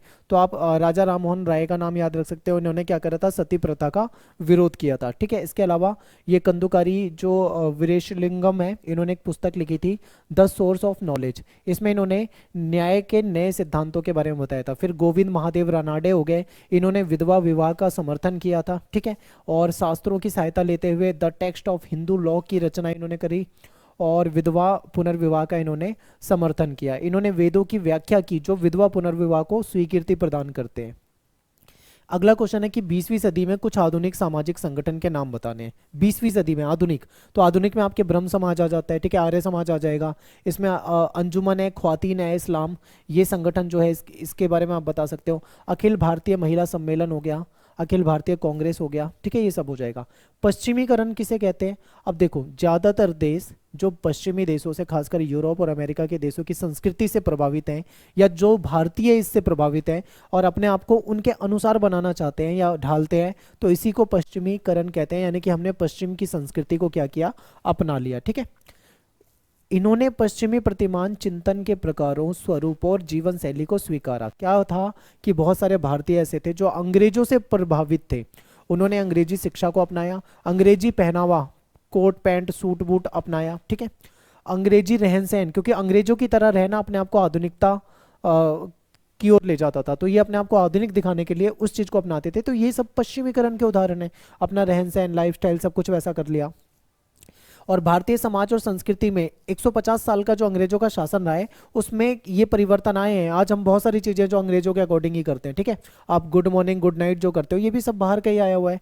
आगे देखते हैं, अब इनका अर्थ बताना है, संस्कृतिकरण और विसंस्कृतिकरण। संस्कृतिकरण का मतलब क्या होता है, हमने पढ़ा था कि जब कोई नीची जाति का व्यक्ति ऊंची जाति की जो कल्चर है उसको अपना ले, उनकी आदर्शों, उनकी विचारधाराओं को अपनाए, ठीक है, तो उसे संस्कृतिकरण कहते हैं। यानी कि जब निम्न जाति या जनजाति का कोई व्यक्ति या कोई जाति या जनजाति उच्च जातियों की जीवन पद्धति को, उनके अनुष्ठान को, उनके मूल्य आदर्श, उनके विचारधाराओं का पालन करने लगे, तो उसको संस्कृतिकरण कहा जाता है, ठीक है। और विसंस्कृतिकरण का मतलब क्या होता है, ये बिल्कुल अपोजिट है। यानी जब लोग अपनी कल्चर को, अपनी विचारधाराओं को, अपनी संस्कृति, परंपरा, रीति रिवाज को भूलने लगे, ठीक है, तो इसको विसंस्कृतिकरण कहा जाता है। यानी कि अपने मूल्यों को हम धीरे धीरे खो रहे हैं, ठीक है, आज के समय में यही है। मैं आपको एग्जांपल देता हूँ, शादी विवाह आपने देखा होगा, हर घर में शादी विवाह होता है। अगर आज से 50 साल पहले आप देखोगे शादी कैसी होती थी, कितने सारे नियम, कितने सारे पालन होते थे। आज के समय में आप शादी में देखोगे वैसा नहीं होता, अब मॉडर्न होते गए हैं। एक एक घंटे, दो दो घंटे, चार चार घंटे में शादियां हो जाती है। पहले तो चार चार दिन तक शादियां चलती थी, उसके प्रोग्राम, फंक्शन, दुनिया भर की चीजें होती थी। अब वो खत्म होता जा रहा है। इसी को कहते हैं कि हम अपने मूल्यों को भूलते जा रहे हैं, हम किसी दूसरे के अकॉर्डिंग चल रहे हैं। तो विसंस्कृतिकरण का उदाहरण है, ठीक है। आगे चलते हैं, नेक्स्ट है धर्मनिरपेक्षता। धर्मनिरपेक्षता का मतलब होता है सभी धर्मों को एक जैसा मानना, ठीक है, और किसी खास धर्म के और अपना लगाव ना रखना, पंथ निरपेक्ष होना, धर्म निरपेक्ष होना, ये सब होता है। नेक्स्ट है हमारा औपनिवेशिक शासन में, औपनिवेशिक भारत में आधुनिक बदलाव के बारे में आपको बताना है, ठीक है। तो अंग्रेजों के जब शासन था उस समय क्या भारत में बदलाव आए, भारत में आधुनिक शिक्षा आई, यानी कि पाश्चात्य शिक्षा आई, अंग्रेजी शिक्षा आई, फिर हमारी जो पश्चिमी विचारधारा का प्रसार होने लगा, ठीक है। समाज सुधार के आंदोलन भी इसी समय हुए थे, राजनीतिक चेतना का उदय हुआ और राष्ट्रीय आंदोलन हुए, लोगों में राष्ट्रवाद की भावना पनपी। तो 3-4 पॉइंट आप यहीं बता सकते हो। धार्मिक और सांस्कृतिक पुनर्जागरण हुआ, लोगों का जो अंधविश्वास वगैरह था वो दूर होने लगा। तो ये था दूसरा चैप्टर। आगे के चैप्टर मैंने छोटे छोटे बनाए, ज्यादा बड़े नहीं बनाए। जल्दी जल्दी देखते हैं, कृषि समाज संरचना से आप क्या समझते हैं, ठीक है। तो आपको पता है भारत जो है एक कृषि प्रधान देश है, ठीक है। तो भारत में जो कृषक समाज है वो जाति व्यवस्था के द्वारा ही बनता है। कृषक समाज जो है, इसकी संरचना से तात्पर्य उस समाज से होता है जहां कृषि जो है यानी खेती जो है और उससे रिलेटेड कार्य होते हैं, ठीक है। यानी कि खेती और खेती से रिलेटेड जो आर्थिक, सामाजिक, सांस्कृतिक क्रियाएं होती हैं, ये सब हमारे कृषक समाज की ओर इशारा करती है। इस प्रकार समाज में ज्यादातर जो जनसंख्या है वो खेती करती है या फिर पशुपालन करती है या प्राकृतिक संसाधन संसाधन जो है उस पर आधारित होती है। अगला क्वेश्चन है कि भारतीय कृषक समाज में भूमि का क्या महत्व होता है। तो भाई बहुत ज्यादा महत्व है। उत्पादन का एक साधन भूमि है। अब किसान है, उसका काम ही भूमि से चलना है, भूमि नहीं है तो सोचो क्या होगा। तो उत्पादन का एक साधन है, संपत्ति का एक प्रकार है, क्योंकि ये देखा जाता है किसके पास कितनी भूमि है वो उसकी संपत्ति मानी जाती है, तो भूमि उसकी संपत्ति मानी जाती है। और जीविका का एक प्रकार है, यानी उसकी रोजी रोटी, किसान की रोजी रोटी किस पे चलती है, खेती पे चलती है। खेती किस पे करता है, भूमि पे करता है। यानी खेती को और भूमि को हम उसकी एक जीविका के प्रकार के रूप में भी देख सकते हैं। फिर जीवन जीने का एक तरीका के रूप में भी हम देख सकते हैं उसकी भूमि को, ठीक है। तो ये उसके लिए भूमि का महत्व होता है। बेगार क्या होता है, बेगार का मतलब होता है मजबूरी में किसी आदमी को काम करना पड़े और उस काम के बदले में उसको पैसा भी ना मिले, ठीक है। मान लो किसी से कोई व्यक्ति आपसे काम करवा रहा है और आपको उस काम के पैसे नहीं दे रहा है, ठीक है, तो उसको बेगार कहा जाएगा। यानी बेगार का मतलब है मजबूरी में बिना किसी भुगतान, बिना किसी पेमेंट के किए जाने वाला मेहनत, ठीक है, जिसे व्यक्ति अपनी इच्छा के विपरीत करने के लिए मजबूर होता है। यानी उसका मन तो नहीं है लेकिन मजबूरी में उसको करना पड़ता है। इस प्रकार आप ये कह सकते हो कि जो बेगार है वो एक प्रकार का शोषण होता है। यहाँ पे क्या होता है, व्यक्ति को किसी प्रकार का मेहनताना या मजदूरी नहीं दी जाती है, फिर भी उससे काम करने के लिए उसको मजबूर किया जाता है, उससे कार्य कराया जाता है। अगला है रैयतवाड़ी प्रथा क्या होती है। तो रैयतवाड़ी प्रथा जो है ये कृषि व्यवस्था होती है, ठीक है। और ये अंग्रेजों के शासनकाल में शुरू हुई थी, भारत में इसको अपनाया गया था। इसमें क्या होता था, इसमें मेनली क्या होता था, रैयत कौन होते हैं, रैयत होते हैं किसान, ठीक है। रैयत कौन होते हैं, किसान। किसानों से अंग्रेज जो थे टैक्स लेते थे डायरेक्ट, यानी अंग्रेज सीधा किसानों से टैक्स लेते थे, तो ये रैयतवाड़ी व्यवस्था है। और इसे 1820 के दशक में ब्रिटिश अधिकारी थॉमस मुनरो जो थे उनके द्वारा इसको लागू किया गया था। नेक्स्ट है कि आज़ादी के बाद भारत में कृषि की क्या स्थिति है। आज़ादी के बाद भारत में कृषि की कई जगह पे परंपरागत विधियां अपनाई जाती है। भूमि का असमान वितरण है, किसी के पास कम है, किसी के पास बहुत ज़्यादा है। कृषि उत्पादन में कई बार कमी देखने को मिली है। सांस्कृतिक और सामाजिक समस्याएं देखने को मिली है। अवसंरचना में कमी देखने को मिली है, ठीक है। और कृषि की नई नई तकनीकों, यहाँ पे एक दो पॉइंट मिसिंग है, मैं आपको बता देता हूँ। कृषि की नई नई तकनीकों को अपनाया जाने लगा है, ठीक है। टेक्नोलॉजी का ज़्यादा इस्तेमाल किया जाने लगा है आज़ादी के बाद, तो ये हुआ है। कृषि मजदूरों का जो संचार होता है, यानी कृषि मजदूर एक जगह से, एक स्टेट से दूसरे स्टेट में चला जाता है काम करने के लिए, उसको बताना है। तो हरित क्रांति के बाद क्या हुआ है, मजदूर और भूस्वामी के बीच में जो संबंध होते थे वो टूटने लगे थे। हरित क्रांति संपन्न क्षेत्रों में कृषि मजदूरों की मांग बढ़ने लगी। जहाँ पे हरित क्रांति से फायदा हुआ था, यूपी में और हरियाणा वगैरह में, ठीक है, पश्चिमी उत्तर प्रदेश में, तो यहाँ पे कृषि मजदूरों की जरूरत बहुत ज़्यादा होने लगी थी। और मौसमी पलायन का एक उभरा हुआ रूप देखने को मिलता है कि एक पर्टिकुलर मौसम में हजारों की संख्या में किसान जो है उन क्षेत्रों में आते हैं अलग अलग जगहों से, और वहाँ पे क्या करते हैं, मजदूरी करते हैं, यानी कि किसानी करते हैं, खेती करते हैं, ठीक है। तो ये क्या है, आप देखोगे। इसके अलावा जहाँ पे मजदूरों की ज़्यादा डिमांड होती है, ठीक है, जहाँ पे अच्छी मजदूरी मिलती है, वहाँ पे पुरुष जो होते हैं वो समय समय पर काम करते हैं और अच्छी मजदूरी की खोज में आप्रवास भी करते हैं। आपने देखा होगा कि झारखंड से किसान असम चले जाते हैं, तो ये भी इसी का एक एग्जाम्पल है। अगला क्वेश्चन है कि कृषि मजदूरों का महिलाकरण से क्या आप समझते हैं। देखिए क्या था कि जो गरीब एरिया हैं, जो निर्धन क्षेत्र हैं, जहाँ पे परिवार का जो मुखिया पुरुष होता है वो वर्ष का ज़्यादातर हिस्सा जो है गांव के बाहर काम करने में बिताता है, क्योंकि भाई गांव में उतनी खेती, उतने पैसा नहीं है। तो जो घर का मुखिया होता है वो गांव के बाहर जाके किसी दूसरी जगह पे काम करता है, साल भर ज़्यादातर टाइम वहीं पे करता है काम, ठीक है। तो महिलाएं जो होती है वो कृषि मजदूरों के मुख्य स्रोत के रूप में उभर कर आती है। अब मान लो कोई व्यक्ति है वो बाहर जाके कमा रहा है, तो उसकी जो थोड़ी बहुत खेती होगी वो कौन करेगा, आदमी तो बाहर है, तो उसकी जो बीवी होगी, महिला जो होगी, या उसके परिवार में अन्य महिला होंगी, वो मिलकर वहाँ पे खेती वगैरह करती हैं। तो इस तरीके से कृषि में महिलाकरण आ जाता है, ठीक है। अगला क्वेश्चन है, बहुत सी सांस्कृतिक प्रथाएं और प्रतिमान किस प्रकार हमारी कृषक पृष्ठभूमि से संबंधित होती है। तो ग्रामीण भारत की सांस्कृतिक और सामाजिक संरचना जो है वो दोनों कृषि और कृषक जीवन से पद्धति से कहीं ना कहीं जुड़ी हुई है, क्योंकि आपको पता है गांव का जो समाज होता है वो खेती से जुड़ा होता है, उसका जीवन ही खेती से चलता है, ठीक है, निकटता से जुड़ा होता है। हमारी बहुत सी सांस्कृतिक रस्में जो होती हैं वो कृषि से होती है। लोग कृषि की पूजा करते हैं, अनाज की पूजा करते हैं, पूजा में अनाज चढ़ाया जाता है, आपको पता ना कहीं हम इससे बिल्कुल जुड़े हुए हैं। भारत के अलग अलग क्षेत्रों में नव वर्ष को त्योहार, ठीक है, नववर्ष के त्योहार कृषि से संबंधित होते हैं। एग्जाम्पल देता हूँ आपको, एग्जाम्पल से ज़्यादा अच्छे समझ में आएगा। बहुत सारे त्योहार हैं जो खेती से जुड़े हैं। एग्जाम्पल आपके सामने है, तमिलनाडु में पोंगल, ठीक है, कृषि से जुड़ा है। असम में बिहू कृषि से जुड़ा है। पंजाब में बैसाखी मनाई जाती है, कृषि से जुड़ा है। कर्नाटक में उगाड़ी, ये सब क्या है, कृषि से जुड़े हुए त्योहार हैं, ठीक है। ये सब कब मनाए जाते हैं, ये सब फसल काटने के समय मनाए जाते हैं और नए कृषि मौसम के आने की घोषणा करते हैं कि एक पुरानी फसल कट गई है, अब नई फसल आएगी, तो इसलिए ये त्योहार मनाए जाते हैं, ठीक है। तो आप समझ सकते हो कि कृषि भारत के लिए कितनी महत्वपूर्ण है। अगला क्वेश्चन है कि भारत में किसानों में आत्महत्या की प्रवृत्ति बढ़ी है, क्यों आत्महत्या कर रहे हैं भाई किसान। तो भारत में किसान सदियों से सूखे से परेशान है, फसल ना होने की समस्या से परेशान है, कर्जा होने से परेशान है, ठीक। तो इसलिए किसान आत्महत्या कर लेते हैं। आत्महत्या के कारण क्या है, तो बहुत सारे कारण हैं, जैसे कि जितना वो लागत लगा रहे हैं उत्पादन उससे कम हो रहा है। यानी मान लो 100 रुपया किसी ने लगाया खेती में, तो 70-80 रुपए का उसको लास्ट में फसल हो रही है, यानी 20 रुपए का उसने लॉस ले लिया। तो वो लॉस क्या है, वो कर्जे में चला जाता है उसकी वजह से। बाजार में स्थिरता नहीं रहती है, अत्यधिक उधार लेना पड़ता है इनको, खेतों का ना होना, खेती ना हो पाना, फसलें नष्ट हो जाना, ठीक है, बाढ़ आ जाना, सूखा पड़ जाना, बहुत सारे कारण हैं जिसकी वजह से किसान जो है आत्महत्या करने के लिए मजबूर हो जाते हैं। ग्रामीण समाज में जाति और वर्ग के क्या संबंध है? तो गांव की जो रचना देखोगे आप ग्रामीण क्षेत्रों की, उसमें वर्ग और जाति आपको देखने को मिलती है। तो ग्रामीण क्षेत्रों में वर्ग और जाति की संरचना जो है एक दूसरे से संबंधित है। उच्च जाति जो होती है उसको ऊंचा वर्ग माना जाता है, निम्न जाति को नीचा वर्ग माना जाता है। उच्च जाति के लोगों ने गांव के संसाधनों और श्रम पर अपने बल से नियंत्रित किया होता है। ठीक है, हरित क्रांति के बारे में आपको बताना है। हरित क्रांति 1960 के दशक में आई थी। उस समय क्या हुआ था कि आधुनिक तकनीकों को अपनाया गया था। हुआ क्या था, देश में खाद्यान्न संकट हो गया था, अनाज की बहुत कमी हो गई थी।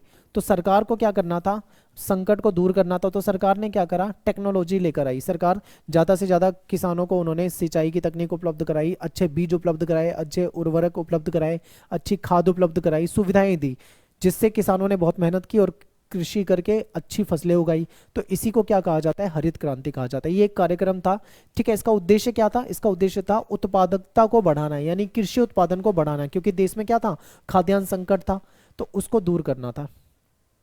इससे क्या हुआ, इससे जो भूखे और गरीब, भुखमरी और गरीबी को कम करने में मदद मिली, लोगों की आजीविका में सुधार आया, कृषि में बढ़ोतरी हुई। ठीक है, अनुसंधान के माध्यम से गेहूं और चावल की उपज, जो ज़्यादा उपज देने वाले बीज थे, उसकी शुरुआत की गई, यानी ऐसी फसलें लगाओ जिससे ज़्यादा मिले। कीटनाशक, खाद और किसानों के लिए अन्य निवेश किया गया सरकार के द्वारा।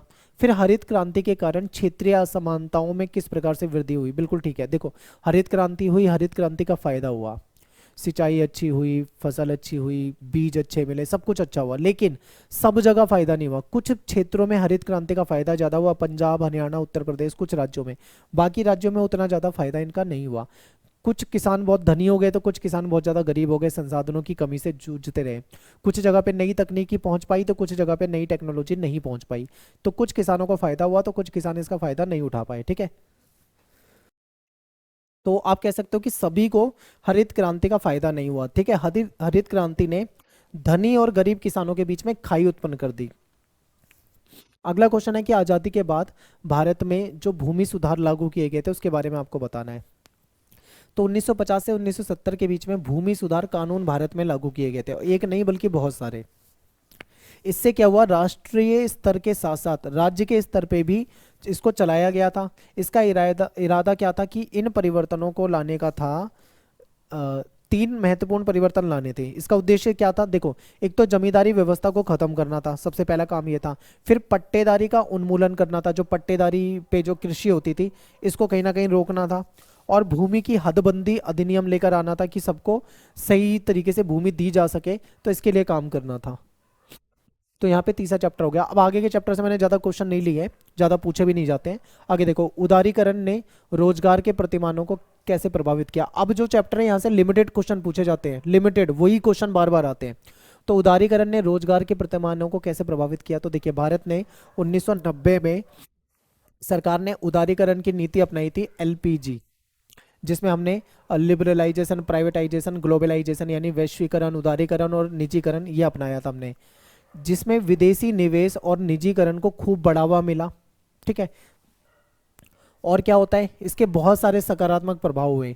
सबसे पहले बात करते हैं, देश में आर्थिक विकास हो पाया, विदेशी निवेश हुआ, निजी क्षेत्र के कारण नई नई टेक्नोलॉजी, नए नए संसाधन आए, MNC मल्टीनेशनल कंपनियां आई, जिससे कि काफ़ी वैश्विक स्तर पे भारत को लाभ हुआ।